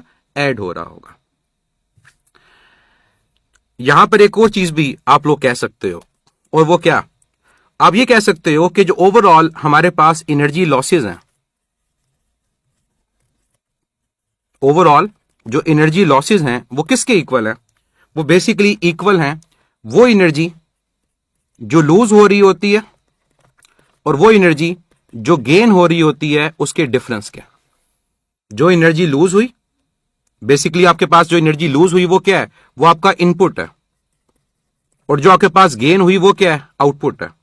तो इनपुट और आउटपुट का जो डिफरेंस होता है बेसिकली वही आपका क्या होता है? लॉस होता है। आप इन ऊपर वाली एग्जांपल्स में देखो, ये काइनेटिक एनर्जी लॉस में पोटेंशियल एनर्जी गेन सब्ट्रैक्ट होगा, वर्क डन अगेंस्ट फ्रिक्शन आएगा। काइनेटिक एनर्जी गेन यहां जाके लॉस डिफरेंस होगा, वर्क डन अगेंस्ट फ्रिक्शन आएगा। तो ये पॉइंट याद रखिएगा कि एनर्जी का जो लॉस होता है वो इनपुट और आउटपुट का डिफरेंस होता है। तो कहीं पर आपको अगर ये कैलकुलेट करना पड़े तो आप इसको कैलकुलेट कर सकते हो। लॉस जिस साइड होगा वो काउंट करेंगे, क्या मतलब? अब आते हैं इसके क्वेश्चन की तरफ, ताकि आपको प्रैक्टिस हो जाए कि हमने इस कंडीशन से रिलेटेड क्वेश्चंस को कैसे सॉल्व करना। आगे जाकर इंप्लीकेशंस ऑफ एनर्जी लॉसेस में भी इसके क्वेश्चन आएंगे, तब भी करेंगे, लेकिन उससे पहले आपको मैं एक क्वेश्चन इससे रिलेटेड डिस्कस कर देता हूं, जो हमारी बुक्स में भी डिस्कस किया जाता है, क्वेश्चंस भी इससे रिलेटेड पूछे जाते हैं। लेट्स से हमारे पास एक इंक्लाइन प्लेन है, उस इंक्लाइन प्लेन के टॉप के ऊपर एक बॉक्स पड़ा हुआ है जो स्लाइड करके डाउनवर्ड आ सकता है, मतलब वो स्टैटिक नहीं है, वो मूव करेगा डाउनवर्ड। अब हमारे पास गिवन क्या है? इसका मैस। लेट्स से हमारे पास इस बॉक्स का जो मैस है वो 0.25 किलोग्राम है। इस इंक्लाइन प्लेन की जो ओवरऑल इंक्लिनेशन है, जो हमारे पास एंगल है, वो फर्ज करें कितना है, 30 डिग्री है। जब ये बॉक्स स्लाइड होकर डाउनवर्ड आएगा तो इस सरफेस और इस बॉक्स के दरमियान यहां पर प्रेजेंट है फ्रिक्शनल फोर्स, जिसकी वैल्यू हमें बता दी गई कि वो 2 न्यूटन है। अगर इस इंक्लाइन प्लेन की जो टोटल लेंथ, इंक्लाइन प्लेन की जो टोटल लेंथ वो 5 मीटर है, तो ये बताओ कि इस इंक्लाइन प्लेन के बॉटम के ऊपर इस बॉक्स की वेलोसिटी क्या होगी। क्वेश्चन आपके पास क्या है कि इंक्लाइन प्लेन, उसका इंक्लिनेशन एंगल 30 डिग्री है, जो टोटल उसकी लेंथ है वो 5 मीटर है। अगर सरफेस और बॉक्स के दरमियान जो फ्रिक्शनल फोर्स है वो 2 न्यूटन है, तो बॉक्स जब बॉटम पे आएगा तो बॉटम पे उसकी वेलोसिटी कितनी होगी, ये चीज फाइंड करें। दूसरी चीज ये फाइंड करें कि ओवरऑल कितने परसेंट हमारे पास एनर्जी लूज हुई है, कितने परसेंट एनर्जी लूज हुई। क्योंकि टॉप से बॉटम की तरफ आओगे तो पोटेंशियल एनर्जी काइनेटिक में कन्वर्ट तो होगी, लेकिन रास्ते में फ्रिक्शनल लॉसेस भी होंगे, तो आपने वेलोसिटी को और परसेंटेज लॉस को कैलकुलेट करना है। आपके पास 2 मिनट है इस क्वेश्चन को सॉल्व करने के लिए, 545 547 तक। दोनों पार्ट्स को सॉल्व करें और आंसर बताएं।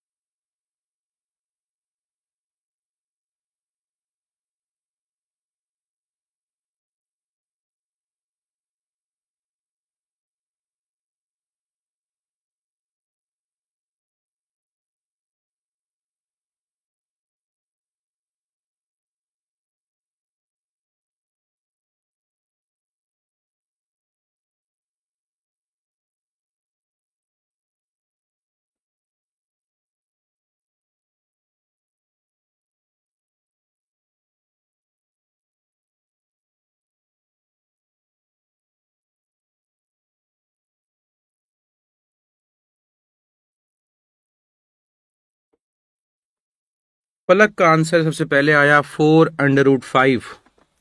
देखते हैं आंसर करेक्ट है या नहीं है। दाऊद नहीं, व्हाट्सएप पे पूछे जो आप पूछना चाह रहे हैं। जो एडमिशन वाला नंबर है उस पे आप ये सवाल पूछें, आपको जवाब मिल जाएगा। पढ़ने के टाइम पढ़ने की बातें।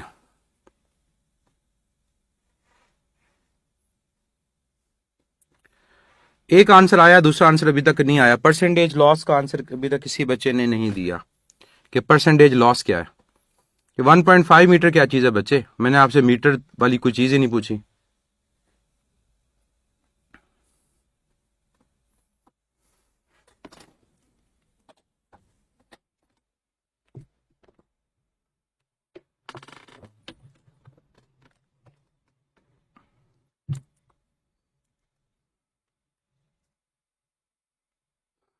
टाइम हो गया कंप्लीट। अब मैं इसको सॉल्व करता हूं। अब देखें हमारे पास कौन सी एनर्जी किस में कन्वर्ट हो रही है। टॉप के ऊपर पोटेंशियल एनर्जी थी mgh, बॉटम पे आते हुए वो पोटेंशियल एनर्जी कन्वर्ट हो रही है काइनेटिक में 12mv², और प्लस हमें फ्रिक्शन के अगेंस्ट वर्क करना पड़ रहा है F/d। अब यहां पर जो d मैंने लिया, ये वो डिस्टेंस लिया जिसके अलोंग हमारे पास फ्रिक्शनल फोर्स अप्लाई हो रही है, और ये डिस्टेंस हमारे पास क्या होगी, l। तो F/l जो डाटा गिवन है। अब हमें चीज कैलकुलेट करनी है पहले वेलोसिटी। स्टेप को देखिएगा, FL लेफ्ट पर जाकर क्या हो जाएगा, सब्ट्रैक्ट। यह आ जाएगा mgh minus FL equal to half times M V square. Next, इन दोनों के साथ जाके 2 मल्टीप्लाई हो जाएगा और मैस डिवाइड हो जाएगा। जब इन दोनों के साथ जाकर 2 मल्टीप्लाई मैस डिवाइड हुआ तो ये आपके पास आ गया 2 times M G H minus F L divide by mass is equal to V square. तो आपको रिक्वायर्ड वेलोसिटी थी, तो ये बच्चे आपका बन गया एक वेलोसिटी का फार्मूला, जो आप चाहो तो इस केस के लिए याद भी रख सकते हो, अदरवाइज याद रखने की जरूरत नहीं है, हम इसके बगैर भी इस क्वेश्चन को सॉल्व कर सकते हैं। फार्मूला बनाने का फायदा ये होता है कि आप उस फार्मूला के अंदर वैल्यूज को पुट करके इजीली आंसर की तरफ जा सकते हो। अब मैथ्स की वैल्यू कितनी गिवन थी? मैथ्स की वैल्यू 0.25। 0.25 का मतलब 1/4 होता है, तो मैं अपनी आसानी के लिए 0.25 को 1/4 लिख देता हूं। जी कितना है मेरे पास? 10। हाइट गिवन नहीं है, उसको छोड़ दें फिलहाल। फ्रिक्शन कितनी है? 2। और एल कितना है बच्चे? एल हमारे पास है 5। एल हमारे पास कितना है? वो 5 है। डिवाइड ये किससे हो रहा है? मैथ्स से, और मैथ्स कितना है? 1/4। अब हाइट आपने कैलकुलेट करनी है कि हाइट यहां पर कितनी आएगी। अच्छा, यहां पर मेरा ख्याल है आप 2.5 into 2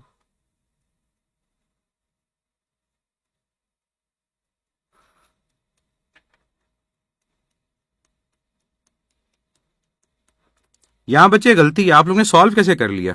मुझे तो ये हैरानी हो रही है कि आपने इसको सॉल्व कैसे कर लिया।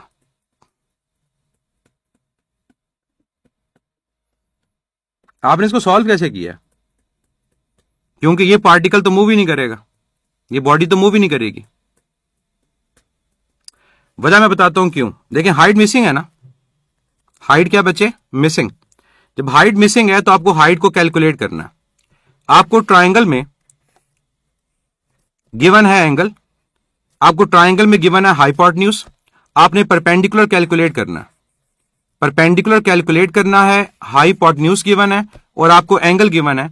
यूज करोगे साइन थीटा। साइन होता है परपेंडिकुलर ओवर हाइपोटेन्यूज। तो यहां पर आपका जो परपेंडिकुलर है वो h और हाइपोटेन्यूज क्या? l। तो h किसके इक्वल आएगा? l साइन थीटा के। l की वैल्यू 5 है और यहां पर एंगल कितना है? 30। साइन 30 1/2 होता है, तो हाइट आएगी 2.5 मीटर। हाइट कितनी आएगी? 2.5 मीटर। अब यहां पर आपके पास वैल्यू आई 2.5। ठीक है, अब आपने इसको मल्टीप्लाई करना और फिर इसको सॉल्व करना है। अब मैं 2.5 को अगर मल्टीप्लाई करता हूं 10 से, 2.5 को मल्टीप्लाई करता हूं 10 से, यह आया 25। ये कितना आया? 25। और 25 उसके बाद डिवाइड होगा 4 से। अब 25 को जब 4 से डिवाइड करोगे तो ये तो आ जाएगा 6.25। ये आपके पास कितना आ जाएगा? 6.25। और आंसर नेगेटिव आ गया। अंडर रूट के अंदर नेगेटिव साइन आए तो इसका मतलब क्या है? आप सॉल्व नहीं कर सकते हो। तो यहां पर जो गलती थी और आपने उस गलती के बावजूद उसको सॉल्व कर दिया, वो ये थी कि जो ये मैथ्स है ये इतना कम है कि स्लाइड ही नहीं कर पाएगा। ये मैथ्स इतना कम है कि ये स्लाइड ही नहीं कर पाएगा, क्योंकि 10 इंटू 2.5 25 और 25 डिवाइड बाय 4 6.25। मैथ्स कैंसिल नहीं होगा बच्चे। मैथ्स अकेला नहीं है, सब्ट्रैक्ट हो रहा किसी चीज से। तो आप लोगों ने जो सॉल्व किया वो गलत किया। यहां पर मैथ्स की वैल्यू अगर आप सॉल्व करना चाहते हो तो 0.25 नहीं होगी, यह आपके पास वैल्यू होगी 2.5।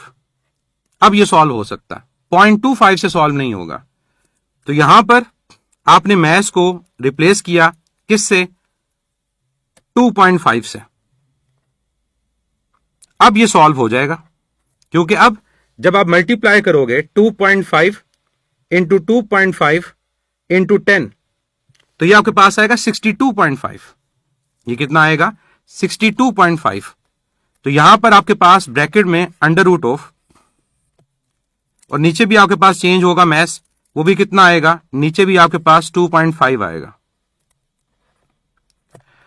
तो ये आपके पास 2 2.5 इंटू 2.5 6.25 इंटू 10 या के पास आ गया 62.5 और 5 इंटू 2 या के पास 10 डिवाइड किससे हो रहा है 2.5 से 62.5 में से 10 को करोगे सब्ट्रैक्ट तो ये आपके पास आएगा 52.5 तो ये 2 ये आपके पास आ गया 52.5 और डिवाइड किससे हो रहा है 2.5 से। अब आपने 52.5 को और 2.5 को सॉल्व करना है 52.5 और 2.5 को सॉल्व करना है विदाउट कैलकुलेटर। कैसे करोगे आप इस डेसिमल को यहां पर ले जाओ और इस डेसिमल को भी यहां पर ले आओ। जब दोनों डेसिमल को आप राइट पर लेकर गए तो 10 raise to power -1 10 raise to power -1 cancel हो गया। अब 5 इंटू 5 25 और इसी तरह से आप 525 को भी अगर सॉल्व करते हो 5 से तो आपके पास कितना आएगा ये 105 आएगा। कितना आएगा 105। उसके बाद दोबारा 5 को सॉल्व करो तो ये आपके पास आ जाएगा 21 तो 21 इंटू 2 ये आपके पास आ गया 44। 21 इंटू 2 कितना आ गया 44। ये आपके पास इसकी वेलोसिटी का आंसर होगा। तो पहली चीज बच्चे याद रखिएगा कि जब आपने इसको सॉल्व किया तो आपको कह देना चाहिए था कि ये सॉल्व नहीं होता, डाटा में मिस्टेक है या डाटा ऐसा है कि बॉडी मूव ही नहीं कर पाएगी या डाटा ऐसा है कि बॉडी मूव ही नहीं कर पाएगी। बिल्कुल 42 आएगा, सॉरी 21 इंटू 2 42। अब जो बच्चे बोल रहे थे मैथ्स से कैंसिल होगा, मैथ्स से कैंसिल होगा, बच्चे अगर तो ये नेगेटिव साइन ना होता ना, अगर ये नेगेटिव साइन ना होता फिर आप मैथ्स को मैथ्स से कैंसिल करते। ऊपर अकेला मैथ्स नहीं है, उस पूरी टर्म के अंदर MGH FL से सब्ट्रैक्ट हो रहा, तो M से कैंसिल नहीं होगा। ये रूल मैंने पहले भी शायद बताए थे कि अगर कहीं पर लिखा हो x into Y divide by x multiply है x से कैंसिल हो जाएगा।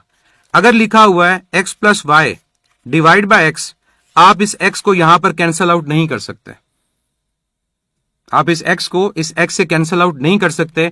फिर आपको करना पड़ेगा x over x plus y over x, आपका रिजल्ट आएगा 1 प्लस y ओवर x। तो अगर मल्टीप्लाई होता फिर ऊपर नीचे कैंसिल होते, अगर प्लस माइनस होता तो ये कैंसिल ना होता।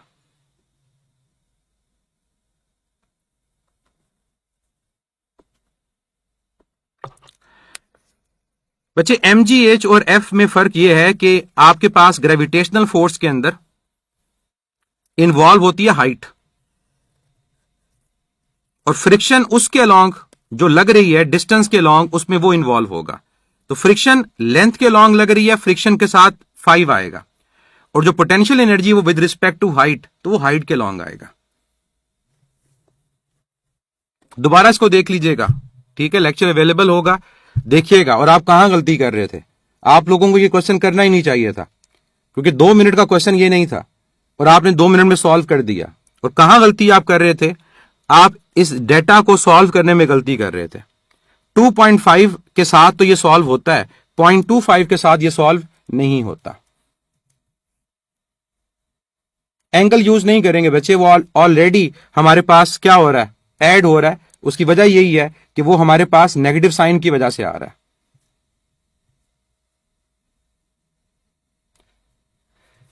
कॉस तब आता है जब आपके पास डेटा बेस और हाइपोटेन्यूज की फॉर्म में गिवन हो।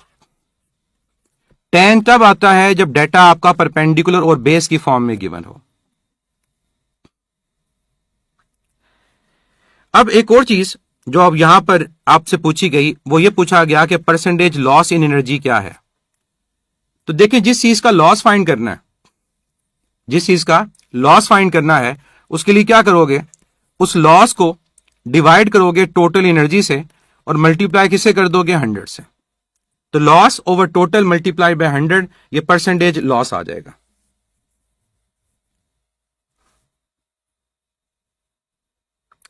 तो यहां पर आपके पास जो लॉस है वो किसके इक्वल होगा, जो लॉस यहां पर होगा वो फ्रिक्शनल लॉस के इक्वल आएगा, वो FL के इक्वल है। टोटल एनर्जी क्या है, टोटल एनर्जी वो एनर्जी जो टॉप पर थी और वो है पोटेंशियल एनर्जी मल्टीप्लाइड बाय 100। तो फ्रिक्शनल लॉस कितनी है, फ्रिक्शनल लॉस हमारे पास है 2 न्यूटन और L की वैल्यू कितनी है 5। नीचे क्या आएगी, पोटेंशियल एनर्जी, और पोटेंशियल एनर्जी फाइंड होगी mgh से।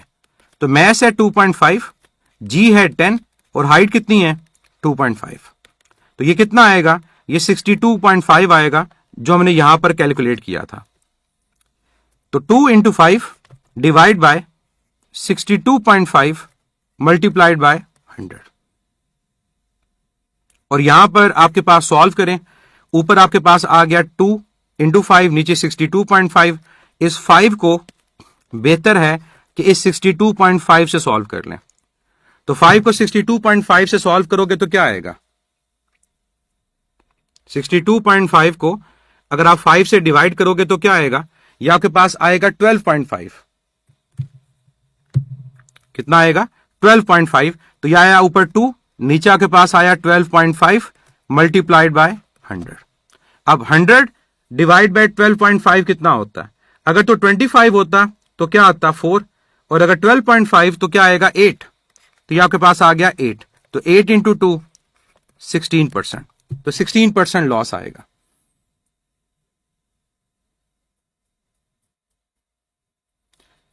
मोहम्मद सनान, एंगल जो लिखा था वो हाइट फाइंड करने के लिए लिखा था और हाइट हमने फाइंड की है। रेहान समी, 15 मिनट क्यों लगे, क्योंकि मैं आपको समझा रहा हूं।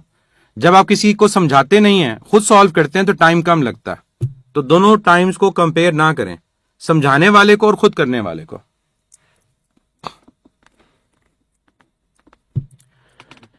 वजह जब समझ आ जाएगा तो आसान लगेगा, जब आपको समझ ही नहीं आएगा तो मुश्किल लगेगा। और ये क्वेश्चन मैं हर साल बच्चों से पूछता हूं ताकि आपकी इसकी प्रैक्टिस हो सके। निहाल, 0.25 से सॉल्व इसलिए नहीं हुआ था क्योंकि 0.25 से आपके अंडर रूट के अंदर नेगेटिव वैल्यू आ गई थी, और उस नेगेटिव साइन का मतलब यह था कि अंडर रूट के अंदर नेगेटिव आए तो दैट इज इमेजिनरी नंबर। तो कहीं ना कहीं गलती है, बॉडी मूव ही नहीं कर पाएगी। बच्चे कॉम्प्लिकेटेड नहीं है, ये आपके एफएससी की बुक के क्वेश्चंस हैं जो मैं आपसे पूछ रहा हूं। पंजाब बोर्ड में भी है और बाकी बोर्ड में भी क्वेश्चन है, ये एक्साइज का क्वेश्चन है। इसको दोबारा देखिएगा आराम से, फिर आपको आइडिया होगा कि किस किस स्टेप के साथ इस क्वेश्चन को किया। बिल्कुल 0.5 से सॉल्व हो सकता है, और यूट्यूब पे जो लेक्चर था मैंने वो 0.5 से करवाया था। नेक्स्ट टॉपिक की तरफ चलते हैं। दोबारा मौका मिला, किसी जगह पर किसी टेस्ट में क्वेश्चन आया तो मैं इसको दोबारा भी करवाऊंगा। और नेगेटिव साइन वाला दोबारा क्वेश्चन को सॉल्व कीजिएगा, आपको आइडिया होगा कि नेगेटिव साइन से वो क्वेश्चन सॉल्व नहीं होता। अंडर रूट के नीचे आप कैलकुलेटर को निकालो और लिखो अंडर रूट -1, आपके पास कैलकुलेटर सॉल्व नहीं करता, इमेजिनरी नंबर आ जाता है। तो हमने भी ऊपर देखा कि हमारी जो वैल्यू 0.25 से आती थी उससे नेगेटिव वैल्यू आना शुरू हो जाती थी। परेश कुठारी, अगर इतने कॉम्प्लिकेटेड नहीं आते तो फिर आप पढ़ा लो, ठीक है। एक तरफ आप लोग कहते हो कि जी हमें आसान ना पढ़ाएं, हमें डिटेल में पढ़ाएं, और फिर दूसरी तरफ जब आपको डिटेल में पढ़ाते हैं तो फिर आप कहते हैं इतने कॉम्प्लिकेटेड नहीं आते। आपको अपने उस्ताद पे तो ट्रस्ट ही नहीं होता। और ये चीज मैं इसकी एग्जांपल इसी तरह से देता हूं कि जब आप ट्रस्ट नहीं करते तो फिर आप सीख भी नहीं पाते। तो एक ट्रस्ट का फैक्टर जरूरी होता है एक उस्ताद और शागिर्द के दरमियान, तभी वो सीखता है। आप सब लोग अपने उस्ताद खुद ही हो, इसीलिए आपको जब कोई टीचर पढ़ाते हैं तो आपको लगता है नहीं ये सही नहीं पढ़ा रहे, ये डिटेल में नहीं पढ़ा रहे। आप लोग जानते हो कि कैसे डिटेल में पढ़ना है और पढ़ाना है।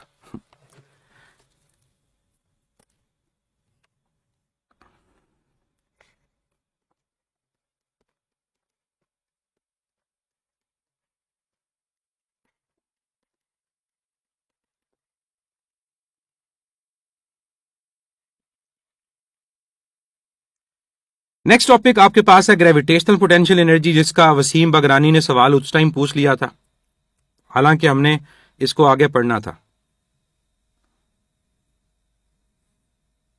ग्रेविटेशनल पोटेंशियल एनर्जी नाम से जाहिर है कि जब ग्रेविटेशनल फील्ड के अंदर बॉडी के अंदर पोटेंशियल एनर्जी स्टोर होती है। इसको मैं दो आपको रेफरेंस से एक्सप्लेन करता हूं ताकि आपको दोनों का कंपैरिजन मिल जाए। हमारे पास अगर एक बॉडी को ग्राउंड से लिफ्ट करके एक हाइट पे लेकर आया जाए तो बेसिकली आपने क्या किया है, आपने उस बॉडी की हाइट को चेंज किया। इनिशियली हमारे पास उस बॉडी की हाइट जो थी वो 0 थी, और जब आप एक सर्टेन पॉइंट पे ले गए तो आपकी हाइट की वैल्यू नॉन जीरो हो गई। अब अगर इसको मूव करवाते हुए इस बॉडी की पोटेंशियल एनर्जी को देखा जाए तो वो चेंज हो रही है। क्यों? ग्राउंड के ऊपर पोटेंशियल एनर्जी की वैल्यू 0 है और हाइट के ऊपर पोटेंशियल एनर्जी की वैल्यू क्या होगी? mgh। यानी अर्थ की ग्रेविटेशनल फील्ड के अंदर जब किसी बॉडी की पोजीशन को चेंज किया जाता है, चाहे उसकी हाइट को बढ़ाया जाए चाहे उसकी हाइट को कम किया जाए, तो वो उसके अंदर एक एनर्जी की फॉर्म में स्टोर होगा and that energy is called gravitational potential energy. इस ग्रेविटेशनल पोटेंशियल एनर्जी को अगर आप कैलकुलेट करो तो नॉर्मली हम जो फार्मूला यूज करते हैं वो mg/h का यूज करते हैं, mgh का यूज करते हैं। लेकिन एक बात याद रखिएगा कि ये फार्मूला जो आपके पास mgh का है, ये फार्मूला हर जगह वैलिड नहीं होता। ये फार्मूला सिर्फ तब वैलिड होता है जब आपकी हाइट अर्थ के रेडियस से स्मॉल हो। ये फार्मूला अप्लाई तब होता है जब आपके पास g की वैल्यू कांस्टेंट रहती हो। यह फार्मूला अप्लाई तब होता है जब बॉडी पे लगने वाली ग्रेविटेशनल फोर्स की वैल्यू कांस्टेंट रहती हो। और ये तमाम बातें एक दूसरे से लिंक्ड हैं, क्योंकि हम लोग जानते हैं कि जो g की वैल्यू होती है वो with respect to height change होती है, क्योंकि ये g का फार्मूला है जो हाइट के साथ यूज होता है कि जैसे जैसे हाइट की वैल्यू बढ़ती जाएगी g की वैल्यू कम होती जाएगी। तो ये फार्मूला कहां तक वैलिड होता है? उस पॉइंट तक जहां तक g के अंदर इतना सिग्निफिकेंट चेंज ना आए, बहुत वाजे चेंज ना आए, तो वहां तक इस फार्मूला को यूज किया जाता है। उसके अलावा यह फार्मूला यूज नहीं होता। हमने इस एग्जाम्पल को जब लिया तो हमने अपना जो रेफरेंस पॉइंट लिया वो किसको लिया? ग्राउंड को। इस पॉइंट को याद रखिएगा, आगे जाकर इस पॉइंट को हम यूज करेंगे कि हमने अपने ग्राउंड के मुताबिक उस पोटेंशियल एनर्जी को फाइंड किया। ग्रेविटेशनल पोटेंशियल एनर्जी को इसके अलावा कैसे एक्सप्लेन किया जाता है? लेट्स से हमारे पास अर्थ और अर्थ के अराउंड अर्थ की ग्रेविटेशनल फील्ड, और हम क्या करते हैं, उस अर्थ की ग्रेविटेशनल फील्ड के अंदर एक बॉडी को मूव करवाते हैं।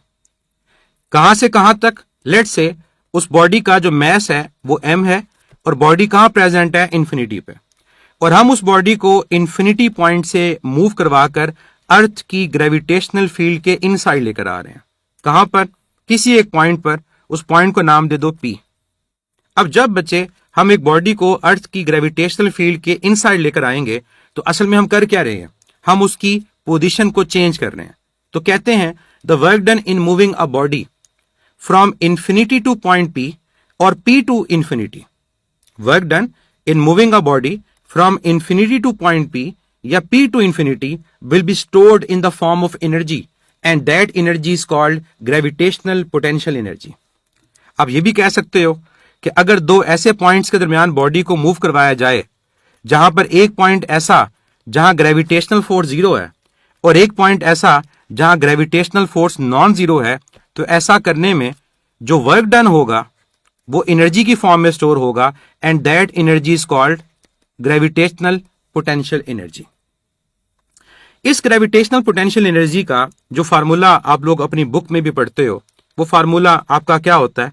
उसको रिप्रेजेंट आप लोग करते हो U से, और वो आपके पास इक्वल आता है G times M M। What is capital M? Mess of अर्थ।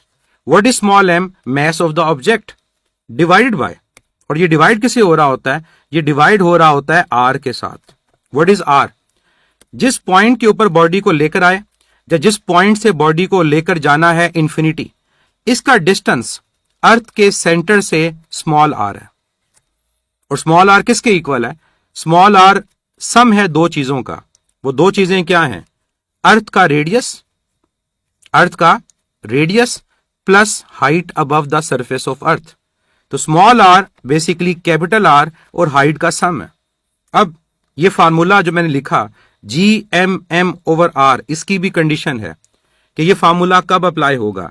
याद रखिएगा, ये फार्मूला अप्लाई आप तब भी कर सकते हो जब आपकी हाइट अर्थ के रेडियस से ग्रेटर है।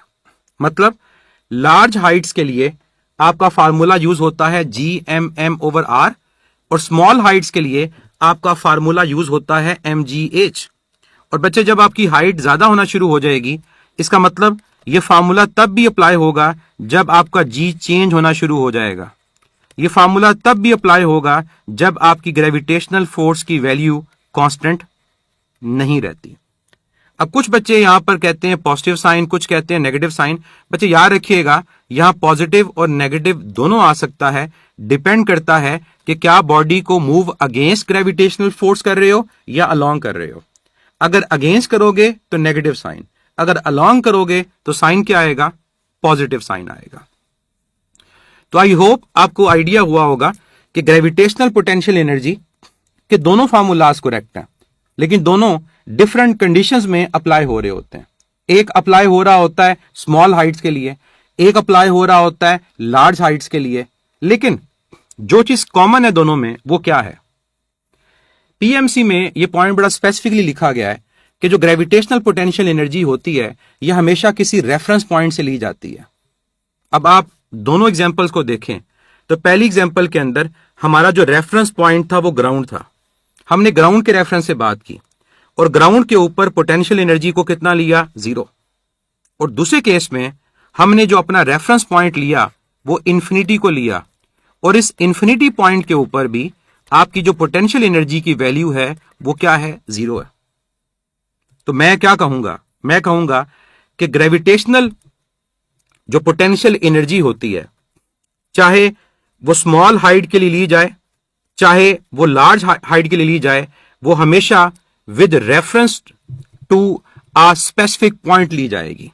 मैं रिपीट कर रहा हूं कि ग्रेविटेशनल पोटेंशियल एनर्जी चाहे स्मॉल हाइट के लिए ली जाए चाहे लार्ज हाइट के लिए ली जाए, वो हमेशा क्या ली जाएगी, with respect to any specific point. और वो जो स्पेसिफिक पॉइंट है वो बेसिकली आपका क्या कहलाता है, वो स्पेसिफिक पॉइंट आपका कहलाता है रेफरेंस पॉइंट। वो स्पेसिफिक पॉइंट आपका क्या कहलाता है, रेफरेंस पॉइंट। और उस रेफरेंस पॉइंट के ऊपर आपकी पोटेंशियल एनर्जी की वैल्यू क्या होती है, वो 0 होती है। उस रेफरेंस पॉइंट के ऊपर आपकी पोटेंशियल एनर्जी की वैल्यू क्या होती है, वो 0 होती है। और इस रेफरेंस पॉइंट के बारे में एग्जामिनर अगर पूछे कि इस रेफरेंस पॉइंट को क्या कहते हैं, तो याद रखिएगा इस रेफरेंस पॉइंट को 0 पॉइंट कहा जाता है। तो 0 point is a point eight which potential energy is taken 0, और इसके रिस्पेक्टिवली हम बॉडी की पोटेंशियल एनर्जी को फाइंड कर रहे होते हैं। और ये जो 0 रेफरेंस पॉइंट है, इसकी 2 एग्जांपल्स हमने देखी। इसकी हमारे पास एग्जांपल हमारा ग्राउंड सरफेस भी है और हमारे पास इसके लिए रेफरेंस इंफिनिटी पॉइंट भी है। और इन दोनों के ऊपर हम पोटेंशियल एनर्जी को कितना लेते हैं, हम पोटेंशियल एनर्जी को 0 के इक्वल ले रहे होते हैं।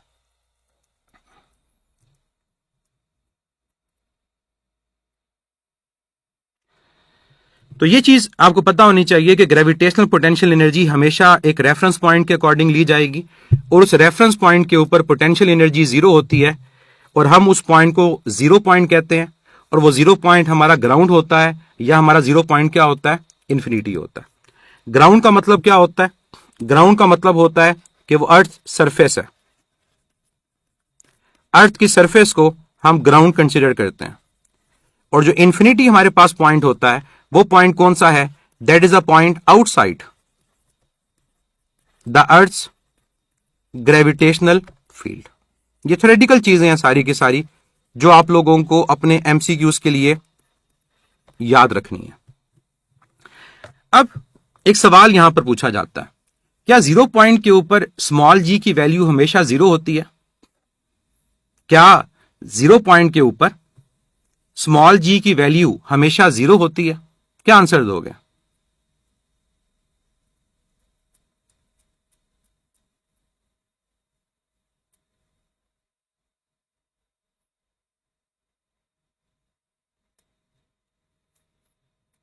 इदरीस, ग्राउंड पे 0 नहीं होता जी, ग्राउंड के ऊपर पोटेंशियल एनर्जी को 0 लिया जाता है हाइट की वजह से।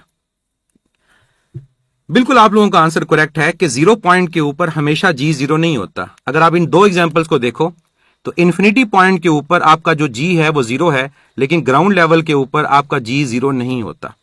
तो कभी ये ना सोचना कि 0 पॉइंट पे हमेशा जी 0 होगा। अब इसके साथ एक और पॉइंट जो पहले एक स्टूडेंट ने पूछा था कि जी की वैल्यू 0 अगर हो तो ये कौन से पॉइंट्स होते हैं? याद रखिएगा, जी जहां 0 होगा वहां ग्रेविटेशनल पोटेंशियल एनर्जी भी जीरो होती है।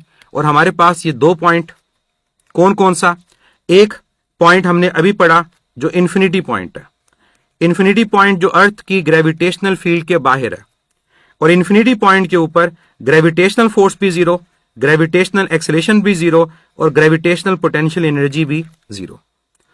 दूसरा पॉइंट जहां पर जी जीरो, वो पॉइंट हमारे पास क्या होता है, that is at the centre of earth. Earth के सेंटर के ऊपर हमारे पास जी को जीरो लिया जाता है, और यहां पर भी ग्रेविटेशनल फोर्स की वैल्यू जीरो, ग्रेविटेशनल एक्सेलेरेशन की वैल्यू जीरो, और पोटेंशियल एनर्जी की वैल्यू भी क्या होगी, वो जीरो के इक्वल आएगी। तो ये दोनों चीजें आप लोगों ने याद रखनी है कि जीरो पॉइंट और जी का जीरो होना ये एक चीज नहीं बल्कि डिफरेंट चीज है। एक बच्चे ने भी पूछा क्या इसी ग्रेविटेशनल पोटेंशियल एनर्जी को हम एब्सोल्यूट ग्रेविटेशनल पोटेंशियल एनर्जी कहते हैं? तो याद रखिएगा, एब्सोल्यूट ग्रेविटेशनल पोटेंशियल एनर्जी की जो कंडीशन है वो थोड़ी सी डिफरेंट है। एब्सोल्यूट ग्रेविटेशनल पोटेंशियल एनर्जी के केस में हम बॉडी को अर्थ की ग्रेविटेशनल फील्ड से मूव करवाकर आउटसाइड लेकर जाते हैं। हम एब्सोल्यूट ग्रेविटेशनल पोटेंशियल एनर्जी में बॉडी को अर्थ की ग्रेविटेशनल फील्ड से मूव करवाकर आउटसाइड लेकर जाते हैं, एक चीज। दूसरी चीज, हम अगेंस्ट ग्रेविटेशनल फोर्स लेकर जाएंगे। हम क्या लेकर जाएंगे? अगेंस्ट ग्रेविटेशनल फोर्स लेकर जाएंगे, यानी हर पॉइंट के ऊपर जो वर्क डन होगा वो क्या होगा, वो नेगेटिव होगा। तो एब्सोल्यूट ग्रेविटेशनल पोटेंशियल एनर्जी को जब डिफाइन किया जाता है तो कहते हैं कि the work done in moving a body from point P to infinity against the electric field, work done in moving a body from point P to infinity against the electric field, against the gravitational field, और ये energy की form में store होगा, और ये energy कहलाएगी absolute gravitational potential energy. Absolute gravitational potential energy का जो फार्मूला है वो क्या है? इसका फार्मूला आपके पास होता है negative times G M M over R. सारे वेरिएबल वही हैं। कैपिटल जी ग्रेविटेशनल कांस्टेंट, और इसकी वैल्यू होती है 6.67 10⁻⁻11 न्यूटन मीटर स्क्वायर पर kilogram square. What is capital M? Mass of earth 6 10⁻24 kilogram. Small M क्या है? जिस बॉडी को मूव करवा रहे हैं। और आर क्या है? आर हमारे पास radius of earth plus height है। ये हमारे पास हाइट h और ये रेडियस ऑफ अर्थ, और रेडियस ऑफ अर्थ कितना होता है? 6.4 10⁻6 मीटर। ये तमाम वैल्यूज आपको पता होनी चाहिए कि अगर इससे रिलेटेड कोई न्यूमेरिकल क्वेश्चन आए तो आप इन वैल्यूज को सब्स्टिट्यूट करके सॉल्व कर सकते हो। अब क्या चीज इंपॉर्टेंट है इस फार्मूला के अंदर? पहली चीज आपसे जो एग्जामिनर पूछ सकता है वो इस नेगेटिव साइन के बारे में पूछ सकता है कि एब्सोल्यूट ग्रेविटेशनल पोटेंशियल एनर्जी के फार्मूला के अंदर नेगेटिव साइन क्यों आया। इसकी रीजंस आप दे सकते हो। एक रीजन तो आप ये दोगे कि हमें पता है कि ग्रेविटेशनल फोर्स अट्रैक्टिव नेचर रखती है। ग्रेविटेशनल फोर्स कौन सी नेचर रखती है? Attractive nature. और उस अट्रैक्टिव नेचर की वजह से यहां साइन क्या आ रहा है? नेगेटिव आ रहा है। दूसरी जो रीजन आपके पास होती है वो ये होती है कि आपका जो वर्क डन है वो work done against gravitational field है, और जब भी आप किसी ग्रेविटेशनल फील्ड के अगेंस्ट काम करते हैं, जब भी आप किसी ग्रेविटेशनल फील्ड के अगेंस्ट काम करते हैं, आपका वर्क डन क्या होगा? नेगेटिव होगा। वर्क डन क्या होगा? नेगेटिव। तो work done in moving a body from earth gravitational field to infinity will always be negative. वो हर जगह नेगेटिव होगी। क्यों? क्योंकि आप अगेंस्ट मूव करवा रहे हो। आप ये भी कह सकते थे कि यहां पर नेगेटिव साइन इस वजह से आया क्योंकि ग्रेविटेशनल फोर्स और हमारी डिस्प्लेसमेंट, इन दोनों के दरमियान एंगल कितना है? 180 है। और अगर एंगल आपका 180 तो कॉस 180 कितना होगा? वो -1 होगा। एक पॉइंट तो ये आ गया। इसके अलावा जो चीज इंपॉर्टेंट है इस टॉपिक से रिलेटेड वो क्या है? रेहान समी वेट कर लें, ये पॉइंट का आंसर आपको मिलेगा। आप अपनी आदत को चेंज करें, टॉपिक को कंप्लीट होने दिया करें।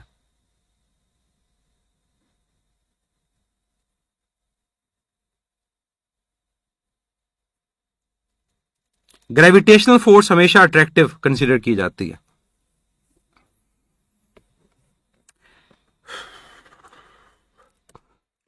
दूसरी चीज आपके पास यह आती है कि U का और R का आपस में क्या रिलेशनशिप है। तो याद रखिएगा कि U का और R का रिलेशन डायरेक्ट है। और रीजन क्या है? रीजन नेगेटिव साइन है। नेगेटिव साइन की वजह से आपके इनवर्स जो रिलेशंस होते हैं वो डायरेक्ट हो जाते हैं। नेगेटिव साइन की वजह से जो आपके पास रिलेशन इनवर्स हैं वो क्या हो जाते हैं? डायरेक्ट। इसकी एग्जांपल आप पढ़ते हो बोर्स एटॉमिक मॉडल में, जब क्वांटिटाइज एनर्जी पढ़ते हो -E0/n²। तो वहां पर भी जब आपका प्रिंसिपल क्वांटम नंबर बढ़ता है, आपके पास जो एनर्जी होती है वो बढ़ती है। क्योंकि आप कहते हो कि हाइड्रोजन के लिए जब n की वैल्यू 1 है तो वो -13.6 इलेक्ट्रॉन वोल्ट है। जब n की वैल्यू 2 होती है तो आपके पास ये वैल्यू रिड्यूस होकर कितनी रह जाती है? 3.4 इलेक्ट्रॉन वोल्ट। अब कौन सी वैल्यू बढ़ी है? क्या -13.6 बढ़ी है या -3.4 बढ़ी है? आप जानते हो n बढ़ने से एनर्जी बढ़ती है। -13.4 बड़ी वैल्यू है और -13.6 छोटी वैल्यू है। मतलब जो नेगेटिव में जितना छोटा होगा उतना बड़ा होगा, और जो नेगेटिव में जितना बड़ा होगा उतना छोटा होगा। तो यहीं से आप अंदाजा लगाओ कि जब आपके पास R की वैल्यू इंक्रीज करती है तो R के इंक्रीज करने से हमारे पास U की वैल्यू कम होती है, और कम होने का मतलब है लेस नेगेटिव होती है। और जब कोई चीज लेस नेगेटिव होती है इसका मतलब हमारा U क्या करेगा? इंक्रीज करेगा। और जब आप R की वैल्यू को डिक्रीज करते हो तो U की वैल्यू बढ़ती है। बढ़ने का मतलब ज्यादा नेगेटिव होती है, और ज्यादा नेगेटिव का मतलब होगा कि वैल्यू बढ़ नहीं रही बल्कि क्या हो रही है? कम हो रही है। और ये बात आप वैसे भी कह सकते थे कि जितना आप बॉडी को दूर लेकर जाओगे उतनी पोटेंशियल एनर्जी ने ज्यादा होना है। अब एक पॉइंट यहां पर जो आता है वो क्या है? जब हम किसी बॉडी को मूव करवा रहे हैं अवे फ्रॉम अर्थ, तो U हमारे पास इंक्रीज कर रहा है। U क्या कर रहा है? इंक्रीज। और जब हम R को डिक्रीज कर रहे हैं तो U हमारे पास क्या कर रहा है? डिक्रीज कर रहा है। पोटेंशियल एनर्जी एक केस में इंक्रीज कर रही है, एक केस में पोटेंशियल एनर्जी डिक्रीज कर रही है। याद रखें, पोटेंशियल एनर्जी इंक्रीज तब करती है जब आपका वर्क डन नेगेटिव होता है। इस केस में आपका नेगेटिव वर्क डन होगा। और जब हमारे पास U की वैल्यू डिक्रीज होगी, आपका वर्क डन क्या होगा? पॉजिटिव। तो ये चीज आपने याद रखनी है कि जब भी पोटेंशियल एनर्जी बढ़ती है वर्क डन नेगेटिव होता है, और जब भी पोटेंशियल एनर्जी कम होती है वर्क डन क्या होता है? पॉजिटिव होता है। और ये रेहान समी जो आपका क्वेश्चन था कि हाइट के बढ़ने की वजह से क्या होगा? हाइट के बढ़ने की वजह से हमारी पोटेंशियल एनर्जी बढ़ेगी, वर्क डन नेगेटिव होगा। और हाइट के कम होने की वजह से U की वैल्यू कम होगी, हमारा वर्क डन क्या होगा? वो पॉजिटिव होगा। चाहे ग्रेविटेशनल फील्ड हो, चाहे इलास्टिक फील्ड हो, और चाहे इलेक्ट्रोस्टैटिक फील्ड हो, हर जगह यह प्रिंसिपल अप्लाई होता है कि जब भी वर्क डन पॉजिटिव होगा पोटेंशियल एनर्जी कम हो रही होगी, और जब भी वर्क डन नेगेटिव होगा आपकी पोटेंशियल एनर्जी इंक्रीज कर रही होगी। दोनों की मैं एग्जांपल आपको दे दूं। अगर एक बॉडी ग्राउंड की तरफ वापस आ रही है, पोटेंशियल कम हो रहा है, वर्क डन पॉजिटिव। क्यों पॉजिटिव? ग्रेविटेशनल फोर्स भी डाउनवर्ड, डिस्प्लेसमेंट भी डाउनवर्ड, वर्क पॉजिटिव है। और जब आप एक बॉडी को अपवर्ड लेकर जा रहे होगे अगेंस्ट, तो डिस्प्लेसमेंट आपकी अपवर्ड है, ग्रेविटेशनल फोर्स डाउनवर्ड। यहां work done negative, potential energy क्या करेगी? इंक्रीज करेगी। नेक्स्ट पॉइंट, जब R को इंक्रीज करके इंफिनिटी कर दें तो क्या होगा? तो बच्चे हमारे फार्मूला के अंदर अगर डिनोमिनेटर इंफिनिटी हो जाएगा तो R के इंफिनिटी होने से आपकी पोटेंशियल एनर्जी जीरो। क्यों? क्योंकि ये पॉइंट कहां पर है? ये आपका पॉइंट आउटसाइड ग्रेविटेशनल फील्ड है, और outside gravitational field potential energy exist नहीं करती।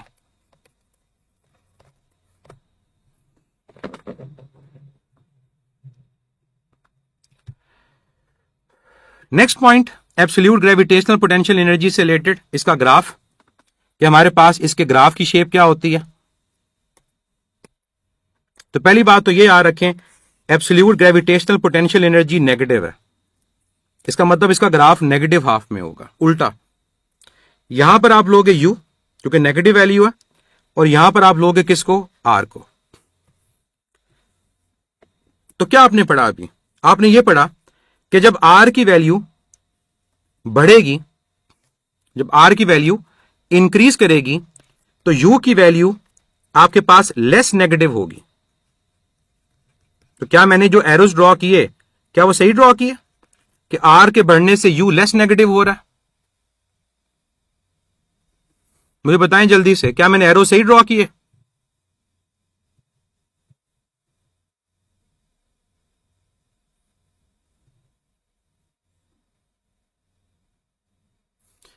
बिल्कुल मैंने सही ड्रॉ किए, क्योंकि जब r बढ़ रहा है, मैंने ऊपर लिखा हुआ है कि r के बढ़ने से u लेस नेगेटिव होगा। तो इसका मतलब ये हुआ कि ग्राफ कैसा होगा, इसका ग्राफ हमारे पास इस शेप का होगा कि u r के बढ़ने से लेस नेगेटिव होता जाएगा और जीरो को अप्रोच करेगा। किसको अप्रोच करेगा, जीरो को। और क्या ये ग्राफ जाके जीरो को टच करेगा? बिल्कुल करेगा। कहां पर? जब r की वैल्यू इंफिनिटी हो जाएगी, उस पॉइंट के ऊपर आपकी u की वैल्यू क्या हो जाएगी, जीरो। तो कभी भी अगर ग्राफ पूछा जाए कि एब्सोल्यूट ग्रेविटेशनल पोटेंशियल एनर्जी का डिस्टेंस के साथ क्या ग्राफ होता है, तो ये ग्राफ आप लोगों ने याद रखना है कि ग्राफ की शेप क्या होती है। तो 4 ऑप्शंस दी जाती हैं, और चारों ऑप्शन में आप देखते हो कि ग्राफ की शेप कहां करेक्ट है। कई दफा एग्जामिनर 2 देगा ग्राफ पॉजिटिव हाफ के, 2 ग्राफ देगा नेगेटिव हाफ के। जैसे मैं अगर यहां पर वैसे समझाने के लिए ड्रॉ करूं कि एक ग्राफ की शेप ये बना दी, एक ग्राफ की शेप ये बना दी, एक ग्राफ की शेप ये बना दी, और एक ग्राफ की शेप ये बना दी, तो इनमें से कौन सा ग्राफ करेक्ट होगा? अगर ये अल्फा है, ये बीटा है, ये चार्ली है और ये डेल्टा, तो ग्राफ हमारे पास चार्ली वाला करेक्ट होगा। Last point, gravitational potential energy से रिलेटेड। जैसे आप पढ़ते हो इलेक्ट्रोस्टैटिक पोटेंशियल एनर्जी और आप पढ़ते हो इलेक्ट्रिक पोटेंशियल, जिसको V से शो करते हैं, इसी तरह से फेडरल की बुक्स के अंदर आप लोगों के पास एक टर्म यूज होती है जिसको कहते हैं ग्रेविटेशनल पोटेंशियल। आपको अगर मैं याद करवाऊं, इलेक्ट्रिक पोटेंशियल क्या था? इलेक्ट्रिक पोटेंशियल था energy per unit charge. Electric potential क्या था? Energy stored per unit charge. तो ग्रेविटेशनल पोटेंशियल के बारे में भी याद रखिएगा, ये भी क्या है? Gravitational potential energy per unit mass. वो पर यूनिट चार्ज था, ये पर यूनिट मैस है। तो एब्सोल्यूट ग्रेविटेशनल पोटेंशियल एनर्जी या gravitational potential energy per unit mass, और हर पॉइंट पे ये डिफरेंट होगी। जैसे पोटेंशियल हर पॉइंट पे डिफरेंट होता है, ग्रेविटेशनल पोटेंशियल भी हर अर्थ की ग्रेविटेशनल फील्ड के अंदर वो डिफरेंट होगा। क्यों डिफरेंट होगा? क्योंकि हर पॉइंट के ऊपर आपका यू डिफरेंट है। अगर हर पॉइंट के ऊपर आपका यू वो डिफरेंट है, तो हर पॉइंट के ऊपर इलेक्ट्रिक पोटेंशियल भी वो डिफरेंट आएगा, वो सेम नहीं आएगा। इसका यूनिट क्या होगा? अगर यहां से इसका यूनिट देखा जाए तो इसका SI यूनिट जूल पर किलोग्राम होगा, और जब आप जूल की वैल्यू को पुट करोगे तो इसका बेस यूनिट आएगा मीटर स्क्वायर पर सेकंड स्क्वायर। और जो पॉइंट मैंने बोला इंपॉर्टेंट है, वो याद रखिएगा कि ग्रेविटेशनल पोटेंशियल कांस्टेंट नहीं है। Gravitational potential is different at every point in the earth's gravitational field. हर पॉइंट के ऊपर डिफरेंट। कहां ज्यादा होगा, कहां कम होगा? जहां पोटेंशियल एनर्जी ज्यादा होगी वहां पर पोटेंशियल की वैल्यू भी ज्यादा होगा। इनवर्स के ग्राफ स्ट्रेट लाइन नहीं होते। कभी मौका मिला तो आपको इस बारे में बताऊंगा। तो ये बच्चे आपके पास टॉपिक था, आज का टॉपिक यहीं पर। कल इंशाल्लाह हम इस यूनिट को कंप्लीट करके अपना यूनिट नंबर जो 3 है उसको स्टार्ट करेंगे। अभी नमाज की ब्रेक, और नमाज की ब्रेक के बाद हम चलेंगे केमिस्ट्री की क्लास की तरफ। केमिस्ट्री की क्लास में आप यूनिट नंबर 3 को स्टार्ट करोगे। नमाज पढ़ें और अपने लिए भी दुआ करें, दूसरों के लिए दुआ करें, और ये भी दुआ करें कि अल्लाह ताला हम सबको हिदायत दे और टीचर्स की बात मानने की तौफीक दे। आमीन।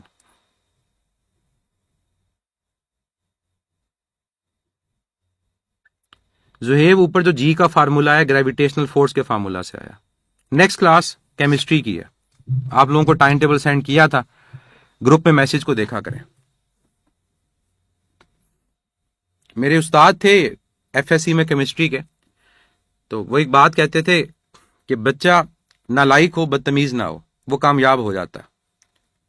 बच्चा नालायक हो बदतमीज ना हो वो कामयाब हो जाता है, क्योंकि जो नालायक होगा बदतमीज नहीं होगा उसके साथ उसके टीचर्स की, उसके उस्ताद के अलावा उसके पेरेंट्स की दुआएं होती हैं। लेकिन जो लायक हो बदतमीज हो बात ना मानता हो उसकी कामयाबी बड़ी मुश्किल होती है, और वो कामयाबी अगर मिल भी जाए तो वो बड़ी टेम्परेरी होती है, वो हमेशा के लिए नहीं रहती। तो अल्लाह ताला हमें बदतमीज बनने से बचाए। हम चाहे जितने मर्जी नालायक हों, हम जिंदगी भी गुजार लेंगे और जिंदगी में लोगों की दुआओं, पेरेंट्स की दुआओं और अपने उस्ताज़ा की दुआओं से कामयाब हो जाएंगे इंशाल्लाह। अल्लाह हाफिज।